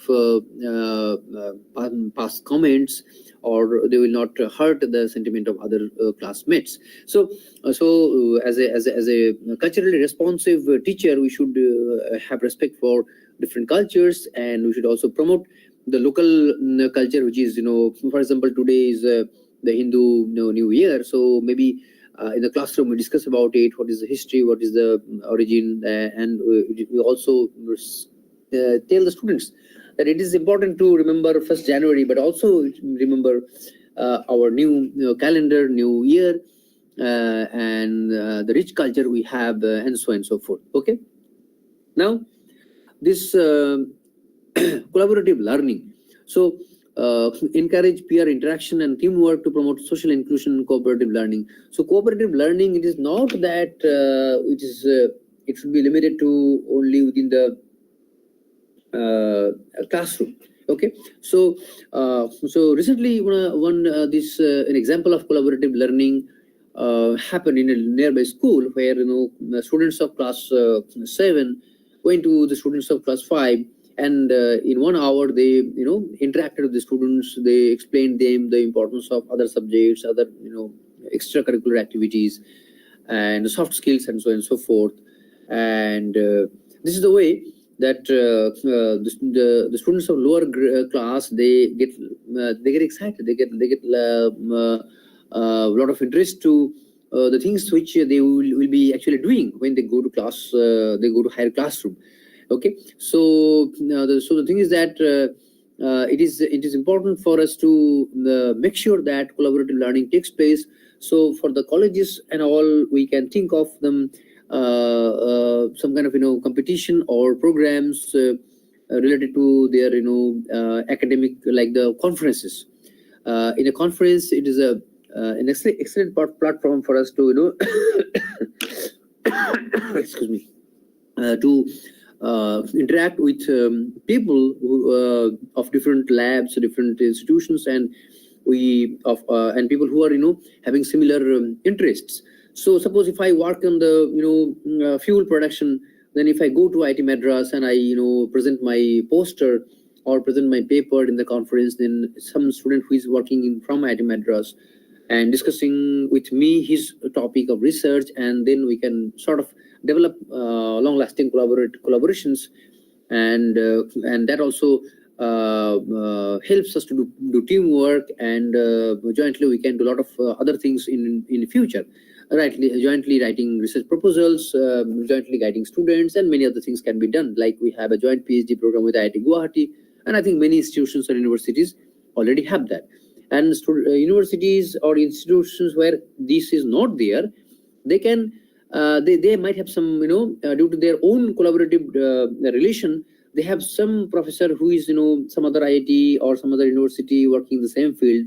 So there the student from the particular college can go and spend, say, a few months to learn some new technology and carry out some experiments, and which helps him to publish his paper a little fast and helps him to complete his PhD in a regular in the expected time frame. Okay, now in this case of the inclusive learning, we also give special emphasis on the individualized support, because some student might be slow in understanding, some student might be slow in communicating. So the individual support is required to individual growth of the student and their grasping of the subject and delivery, and they can and if we can do so by means of regular class, tutorial class, and maybe other interactions in the hostels, so that will basically will be really beneficial to the growth of the student, and he will really do good in his exams. So we should be able to provide personalized support and accommodations based on students' unique needs and strengths. Then there is positive behavior support. So we have to foster a supportive and inclusive classroom climate. Just like I told you last time, that we should be sort of that makes some environment in the classroom that students feel that they belong to the classroom and they feel valuable. So there should be a mutual respect. Okay, so we should foster a supportive and inclusive classroom climate by reinforcing positive behavior and addressing conflicts constructively. Okay, so what is positive behavior? I mean, like all of us know that if some small amount of water is there in the glass, we can say that the glass is half filled, rather saying that glass is half empty. So this is by carefully choosing the positive words, we can bring some kind of change into the classroom, bring positivity into the minds of our students. Then they become happy, and they readily participate in the activities like the project work, teamwork, and both curriculum and co-curriculum activities. Okay. Now coming to the important sub-theme number 2, this is the focus for higher education system in the 21st century. So now the thing is that if we say like that, then definitely it is important for us to sort of compare what was the focus earlier and what is the focus for 21st century and beyond. So that we have to sort of compare so that we understand this particular topic clearly, right? So the transmitting knowledge and critical thinking. So transmitting knowledge means one simple the mode of this transmitting knowledge which is being practiced for last several decades is that that there will be some books in the library and the students also can purchase books, and what happens is that the teacher goes and delivers the notes, and then the student studies from the notes as well as the textbooks, and in the exam he performs, and that means the syllabus and all these things are fixed, and then the student has to champion the subject, and there is something called a curriculum review, so that usually takes place after every 10 years in the IITs or NITs, and universities also might be, it will take a little bit more time or depending upon their own policy. So so this delivery method was that means more emphasis was on the delivery, and a little bit less emphasis was on explanation, and then the critical thinking. Okay, so the critical thinking means that the teacher has an adequate amount of time to present some scenario or case in the classroom, and then he encourages the students to think critically about the subject and find out his observations, his questions, and those challenges, and then that is discussed by the entire class. So the role of higher education for social, cultural, spiritual, economical, political, and all aspect means and technological development. Okay, so the role of higher education on this development. So how now you can ask that how it is related. Okay, how it is related. So it's a very important question. So let us quickly take one example of the supplying of what I should say LPG cylinders to the BPL families, like the below poverty line, the poor families. So this is you might have might remember that that was the PM Ujjwala scheme, and then there was a PM Ujjwala 2.0, and the government is claiming that about more than 90% people who are in the BPL category, their family, at least one lady in the family got one LPG cylinder in her name. So there are other issues of whether they are refilling regularly or whether using it. That is a separate issue. But still, there are a lot of technology interventions, and the higher education can play a very important role. So as a faculty of higher education institution, I used to teach in BHU also in the economics department, and we did a lot of discussions in the classroom, and students used to I used to sensitize the students to think about it, and what are the issues that whether people are refilling or not refilling. So it turned out that majority of them are not going for the second refill because of few factors, and some of them were the financial factors, some of them were the mental factors. Okay, so sometimes it used to be there that they have to go a very far away place to get the cylinder refilled, so his day's work will be disturbed, so he will not earn the money for that particular day. That is important for them. Say 500-600 rupees per day will be lost because he's not working. He went to refill the cylinder at a faraway place using a cycle and so and so forth. Okay, now this the role of higher education in spreading the awareness of less polluting fuel. Like if you cook food using LPG, then your this indoor pollution, like the emission of carbon dioxide, carbon monoxide, and this dust particles and other particulate matter will be much less, and the carbon particles are much less. So that is much better than cooking food using coal or burning wood. So in a village family, typically there is one big room, and within that room there will be in one corner there will be the lady who will be cooking. Another corner there might be some kids are studying, and some grandfather might be sitting or sleeping, whatever. So everybody is exposed to the smoke and all these things, and that will be posing a very great risk for lung related diseases. Okay, so if they replace this by LPG, it is really beneficial for their health.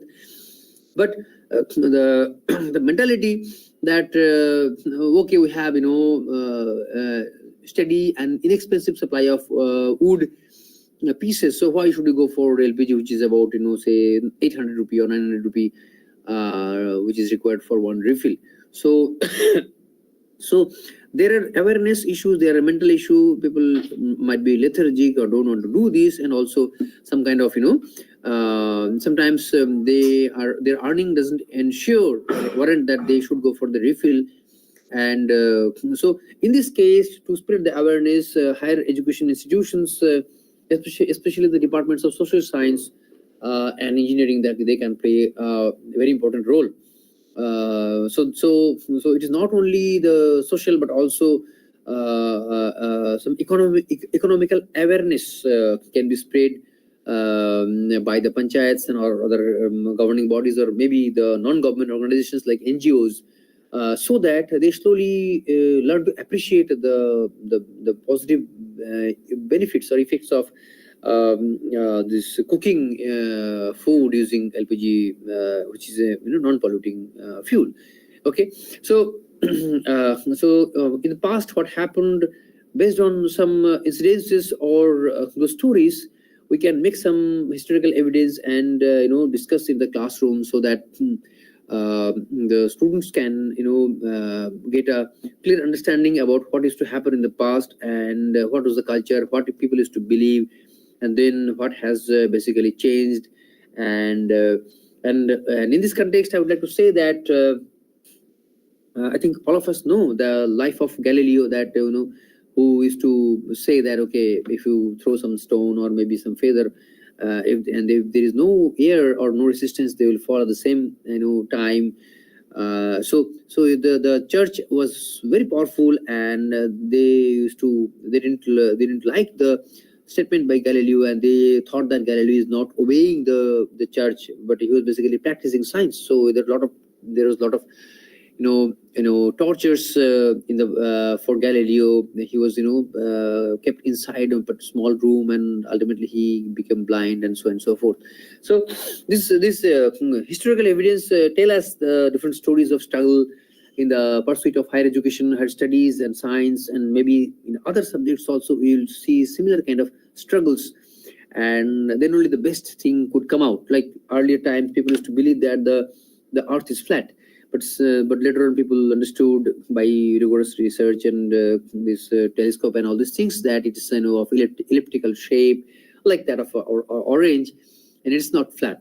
Okay, so then there is some kind of opposition. So the political kind of development, that is also important, that if we have a politician who is an illiterate person, then basically we have to understand that he cannot bring a very good policy, because his limitation is that he is not properly educated. So the level of a country, sometimes some people say that level of a country is limited to the level of its politicians. If the politicians are educated, they are knowledgeable, they appreciate the importance of the value-based education, both for the small age group and also the higher age group, then definitely the other people start appreciating that, and that becomes a positive phenomena for the entire society. So this higher education may be in the level of formal or informal, but it's provided correctly, then it offers a lot of benefit to the society. Okay, now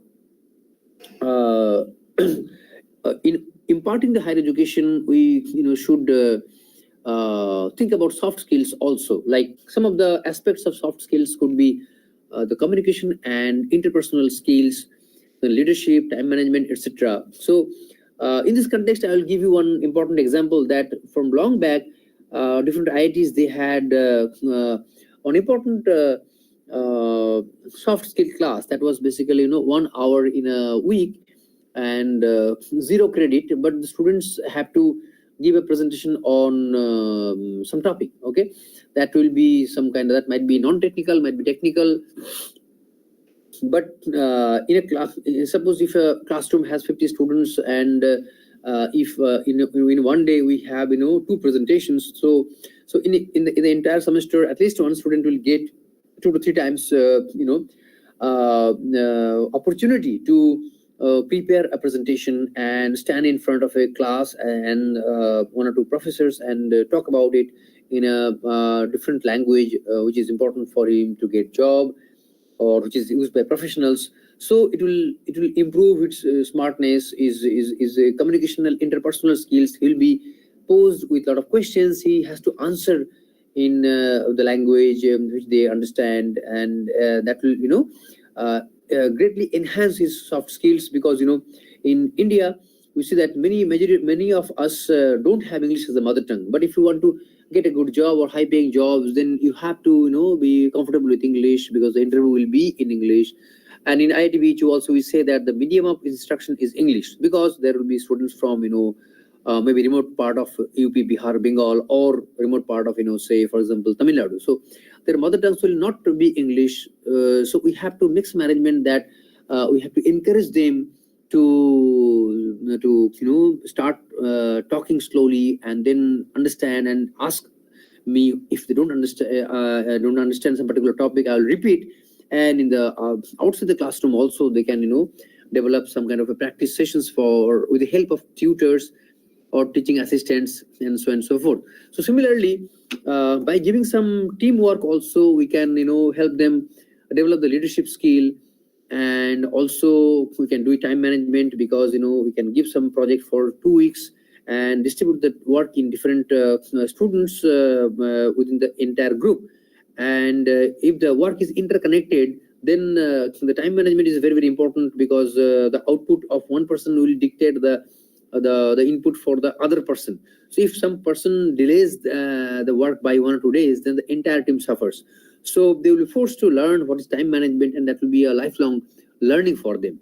So in the higher education, it is important for us not to teach only core engineering or science or management or economics or accountancy, but also provide them with soft skills. So in this context, I would like to give another example of language laboratory, where there will be facility for audiovisual, these recordings and all these things. So they can also later on play the video of their own speech and sort of improvise, sort of try to improve the presentation and raise their personal levels. Then there are practical skills, that these vocational skills in cooking, videography. And nowadays, through this, after the lockdown period, we have been seeing that there are a lot of YouTubers and people who started earning money by developing these videos on different softwares and cooking and going to places. So by sitting at home, also just using some internet, we are able to get some lot of understanding of different topics and different skills. So we should have one aspect of providing practical skills to the students. And while studying, the percentage of people who are taking formal degree programs and who are going to vocational training, I have seen that in US and Germany, the people who are going for vocational training, particularly the percentage of people who are opting for vocational training is very, very high as compared to other countries.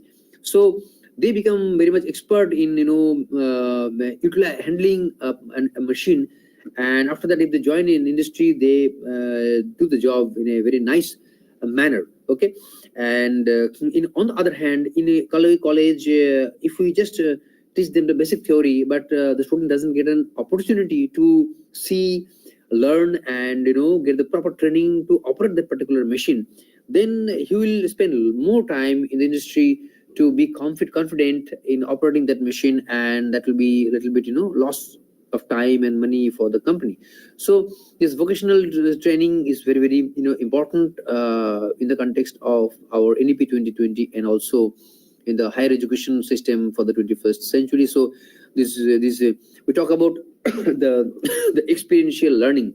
Experiential learning means you learn something small part through theory, and after that you implement. You just build something in your hand, and then you go back to the theory and you sharpen your skills, and then you modify the model or the demo, and then you become really learned person on that particular theory practice, as well as making something with your own hand, and that brings a lot of happiness and sense of satisfaction within you.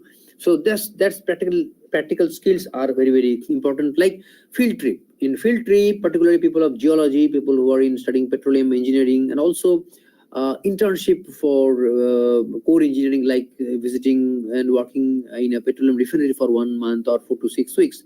That teaches them many things like professionalism, taking care of your safety, and many other, and obviously the core competence. So that cannot be acquired by sitting in an ambience of college or university. Like you have in the classrooms and library and the professors' rooms and departments, offices. But when you go to industry, you have to wear a helmet. You have to keep your mobile phone, smartphone in some other location. The safety shoe you have to wear. You have to be careful that something might be hot, something might fall. So you are basically taking care of your. You are becoming alert. You are taking care of your senses, and then you after that, if you get a job and join the company, you basically can be productive from the very first beginning of first week.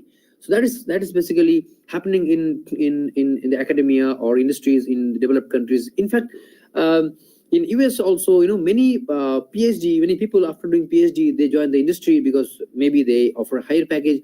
But after a few years of industry and becoming, quite capable, competent, and smart on the particular job, if they want, they can come back to academia, and then they develop the sense that time is important. Okay, so with this knowledge and expertise, when they join in academia, they do really marvelous work in academics. So which is basically pretty much missing in India because of the eligibility criteria, that if you are from industry, then people don't encourage them to apply for academia or give them offer them a job.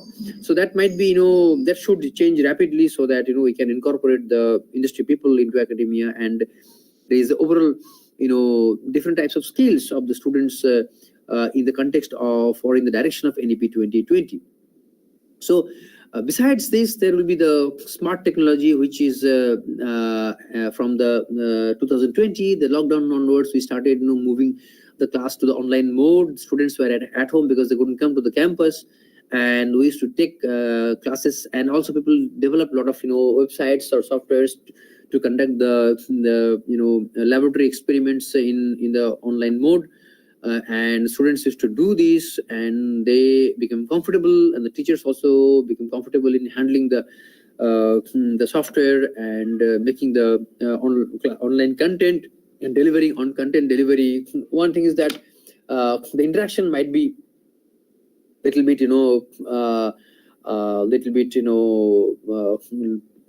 low in quality as compared to the physical interaction, but still the teacher or the student who is interested, they can get a lot of benefit, in a sense that the student can be at home, and at the same time he's attending the class, talking to the professors, and learning the subject, and he doesn't have to basically travel that several kilometers or several hundred kilometers to take a lot of hurdles to come to the physical class.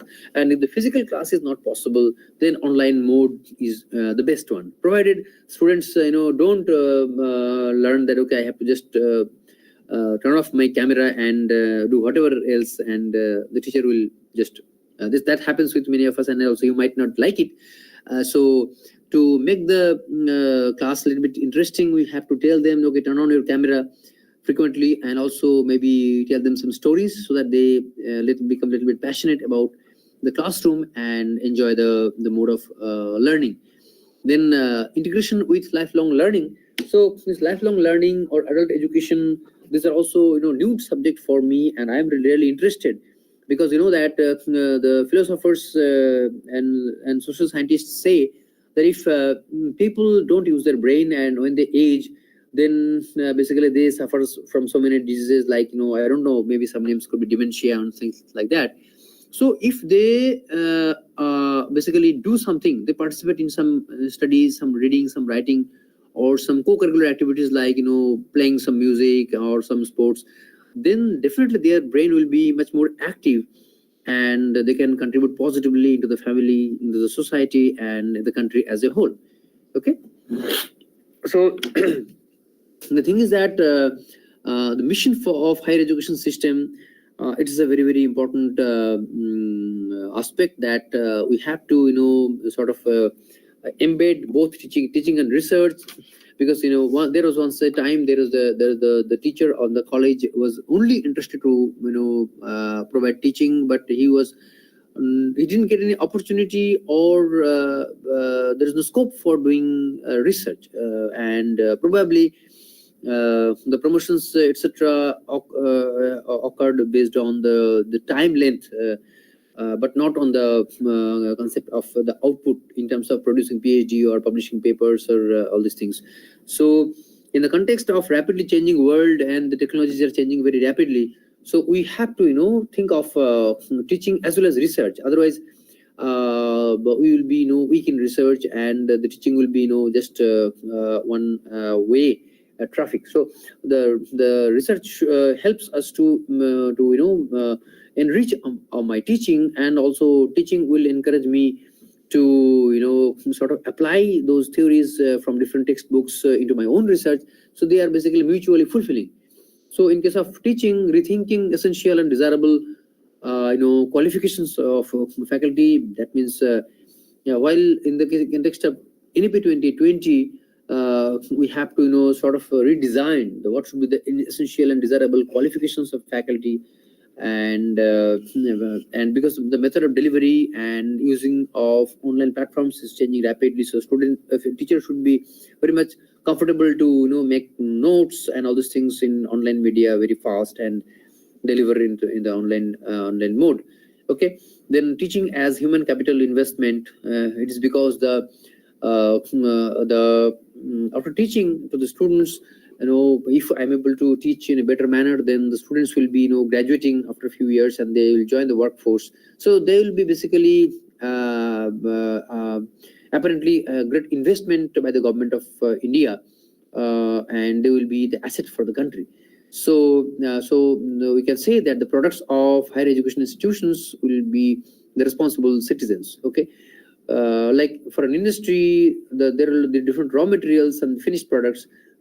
For academia, we have the young students who are of the order of 17 or 18-year-old. They're joining BTech program, and they're graduating at 22 or 23. And if they can go out with a job, and they're employable, and they're responsible citizens, then that is that will bring very high level of happiness and satisfaction in my mind, and also for the enhancement of the reputation of the institute. So their productivity, designing of curriculum, outcome based curriculum, those things are also should be relooked again, and the curriculum design should be modified based on what is the best practice going on in different parts of the world, and that will help us to be remain up to date. And then only I think we can attract the foreign students, like some foreign students that are joining IIT Madras, IIT Delhi, and same thing also happens in BHU. So for IIT BHU also, we can expect that in near future we will be able to attract the foreign students, and for that we have to align the curriculum with the best curriculum prevailing in the world. So in the case of research, that the same thing happens that the thrust area defined by different countries, we have to understand, and based on the requirement of our country, we have to define the thrust areas, and then funding agencies like the DBT, then CSIR, then DSTs, ACRB, etc. They will call for proposals, research proposals. They will do the funding and monitor properly, and the outcome will be used by the government, by the industries, and that will take our country to the next level. As I gave an example of the Indian Railways, now you see that Vande Bharat is running successfully for last for more than 4 years, and very soon the government of India is going to launch the Vande Bharat sleeper class. So that's enhance that is going to enhance our comfort, safe journey with little bit higher cost, but we will appreciate the other facilities which we can get inside the train. So the alignments with national priorities like the coal sector and the solar sector, the government is giving a lot of subsidy. Then solar rooftop, that is a very upcoming area where people are already, if they have some area, they are going for this government subsidy. They are taking soft loans and installing them, because if they install the net meter, then after a few years they are going to pay basically nothing, and still the electricity will be produced, and it can be stored in electricity, this batteries, and at night time that can be used, and that will reduce our reliance on energy from foreign countries. Okay, energy import in terms of crude oil, natural gas, LNG, etc. So the linking research with teaching, that should be appreciated from the management level, from the director or VC level, and proper weightage should be given on the person in terms of promotion and all, who is able to align his teaching and research in a very smooth manner, so that it benefits the students to excel in their teaching, in their learning, and also in terms of research output, like publishing paper, presenting the research in international conferences, and bringing reputation for the institute. Okay, so the challenges for the higher education system, that there are a lot of challenges, that the policy is in place, and the policy, there should be more or less, many institutions like our universities are autonomous, so they have their own body, approved body, like Board of Governors, BOG, or sometimes it is some executive council for some universities. So basically the body, they meet regularly, and they incorporate the government policy and modify it based on their internal requirement and their own understanding. And after this policy is approved, the students and faculty members are bound to follow that thing, and they use it for several years, and after that they take input, and if there is a need to change or modify those policies, then that is being done. Okay, like we have seen that there are many MOU between foreign universities and Indian institutes, because people want to do research collaborations, and if there is an MOU, it helps them to do it in a smooth fashion. And IIT Madras has set up its campus in Zanzibar. It's a foreign country, so they want to expand their network, and their reputation will help them to get the international students, and that will be a very good situation for IIT Madras, and similar things will be repeated by other IITs. And at the same time, foreign universities are also allowed to set up campus based on certain terms and conditions, but that will also create a very good competition between IITs and those universities, because the salary package will be attractive, and the professor who might be giving his best but not getting due promotion within some university system might switch to that foreign university and grow professionally. Okay, so this entrepreneurship is very, very important. That is now being established in every institutions, so that we can nurture managers and entrepreneurs, and a lot of startups are being there in different IITs because of their they have a dedicated incubation cell.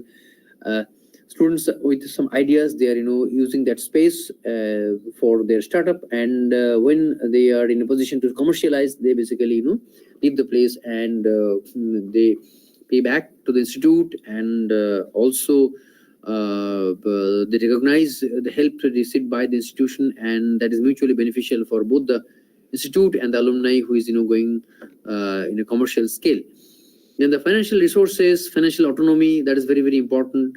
How you can sort of go for internal revenue generation and also income generation. It is not only that the institutes will depend on government fund, but also through the tuition and through selling of the products which are developed by the own institution, they can earn a lot of money.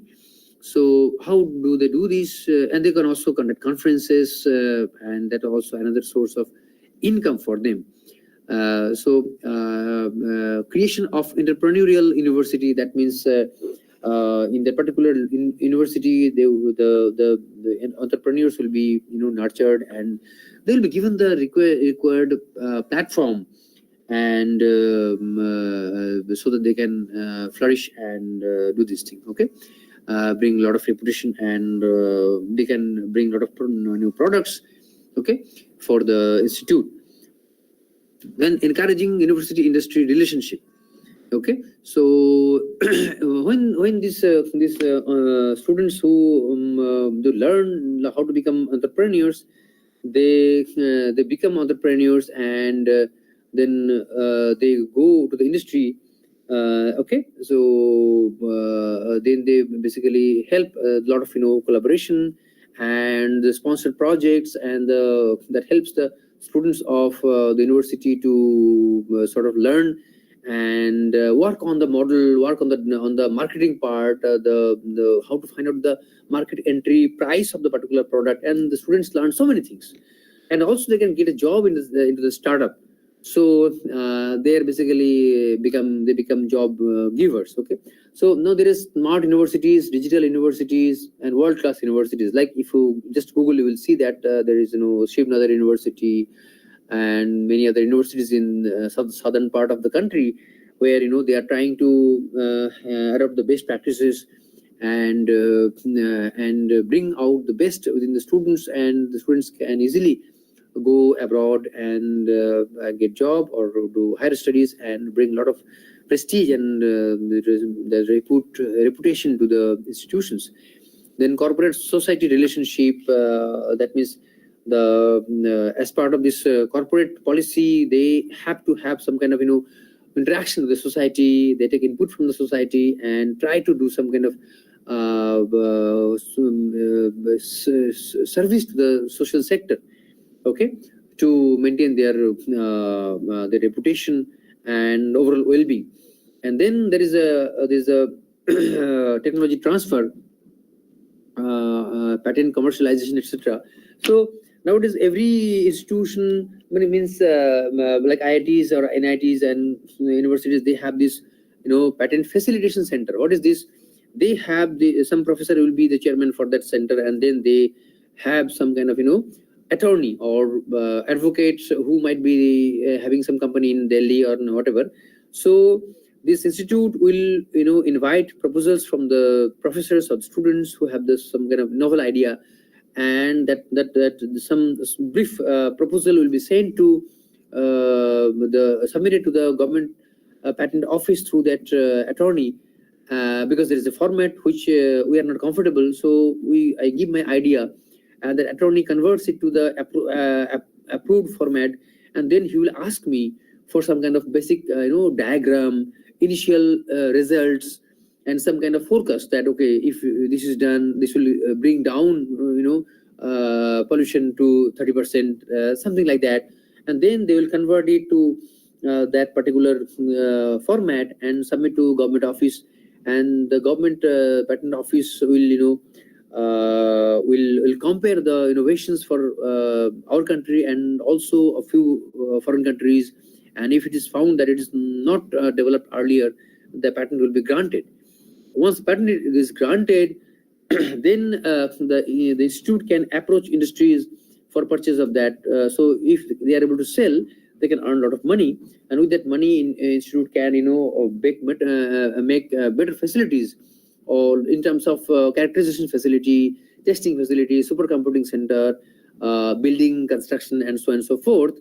to facilitate development of new technologies, new concepts, and implementing those concepts and developing the robots, models, and all these things, or demo by the students or the professors, and make them commercially successful. Okay. So finally, the globalization and internationalization, that is of utmost importance in this changing scenario, that there are many possibilities, like one student gets a job through a placement and his posting is in Singapore. So he should be mentally prepared that he is going to be a global citizen. And foreign companies, they are also visiting the Indian campuses for placements. So they're also getting to know how the academic higher education sector works within India. And that is a win-win situation, right? Like Shell, that's that great company in the oil sector that there has an R&D center in Bangalore. So they are also operating in the Indian market, and so we have to be little think in the direction of liberalization, globalization, and internationalization. Then and that is not only with the national level, but also at the institution level and individual level. I should be open enough to collaborate with a professor or a researcher who is outside India.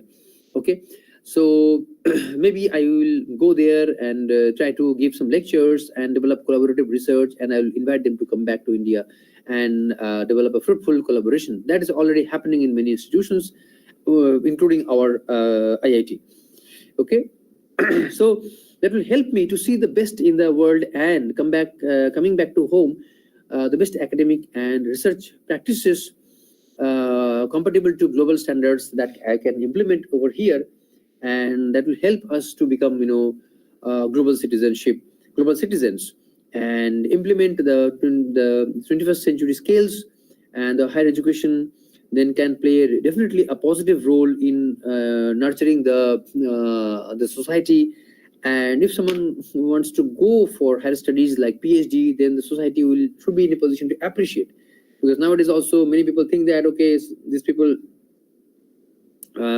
he's only going for a PhD, but he doesn't want to do research, sometimes something like that. So this negativity can be ignored if people are aware about this. Okay, so these are the total aspects of the influence of the higher education on society, and how the society can dictate that what should be the courses, in which direction the research in higher studies or the different courses should go.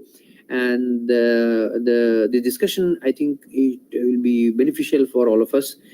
And now I'm going to stop this presentation, and I'll be spending the next few minutes with you to discuss if you have any point or if you have any comments, questions, and I'll try to give my view, share my view, and give response. So let me just stop presenting, and it will be really appreciated if you just share your experience from your own institution and any issue which we can try to solve in the context of NEP 2020.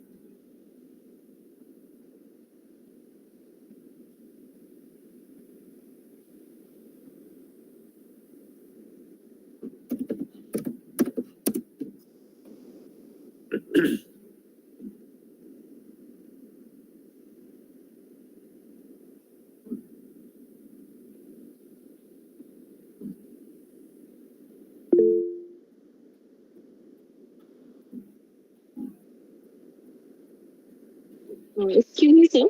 Yes. Sir, what will be for this examination to be held on tomorrow? I think on every topic there will be some set of questions, maybe ABCD. You have to just put a tick, and based on the general things which you have discussed, and I think you shouldn't worry about it. It will be easy. Actually, we haven't provided any PDF and sort of things we have already discussed. So sometimes we miss some points, and if it comes in the form of questions and we don't have any optimum answer, then it will be difficult. So that's why I'm asking. Will you be providing the PDFs so that we can prepare or we can go through once at least? Okay, that is a good question. Okay, let me talk to the coordinator, okay, because they might be having some, plan. So if they ask yes. And what about the timing of this examination? Timing, I think the office will send you an email. Okay. Office is handling that feedback system and taking the exam on the last day. So I think tomorrow is 10th. Tomorrow also you have one session, I hope. Mm-hmm. So after the session, might be they will take the exam. Most probably. Actually, I have some personal issue regarding that because I have to catch the train at 6:30. Okay. And that's why I'm asking if it's possible, because in train there might be a signal or not. It's not necessary. So if it happens in, I think, 4 o'clock. They should give you some longer time duration so that everybody can answer the questions. Okay. Oh, thank you. Okay. Thank you. So I think okay, some responses we have received. MCQ test will be conducted on 11 at 4 p.m. So that is day after tomorrow. Okay, don't worry. Sir, again the concern for worry because my train will reach around 4 o'clock on 11. Okay. So little bit, train is following your time or something like that. Because it took around 22 hours from my place of working to my hometown. So where is your hometown? So Delhi, actually, I have to move to Delhi. So it's far away, right. So so they are giving at least 1 hour time. So please try to be trained. So it's the best suggestion you can give. Yeah, thank you so much. Anyway, thank you. Okay. So any other sort of comments from? Or if not, then okay, let me thank you again for your patience, and let us all hope that we will be able to implement NEP 2020 in our respective institutions. And if you have not yet started any TLC in your institute, this is my request, try to go for it, because the TLC center in your institute will definitely help you to collaborate with other TLCs, and from time to time we will be able to successfully implement the government regulations, guidelines and policies in a comparatively smooth manner, smooth fashion. That's what is I believe. Okay, so with that I wish you all the best, and good night. Bye for now. Thank you, sir.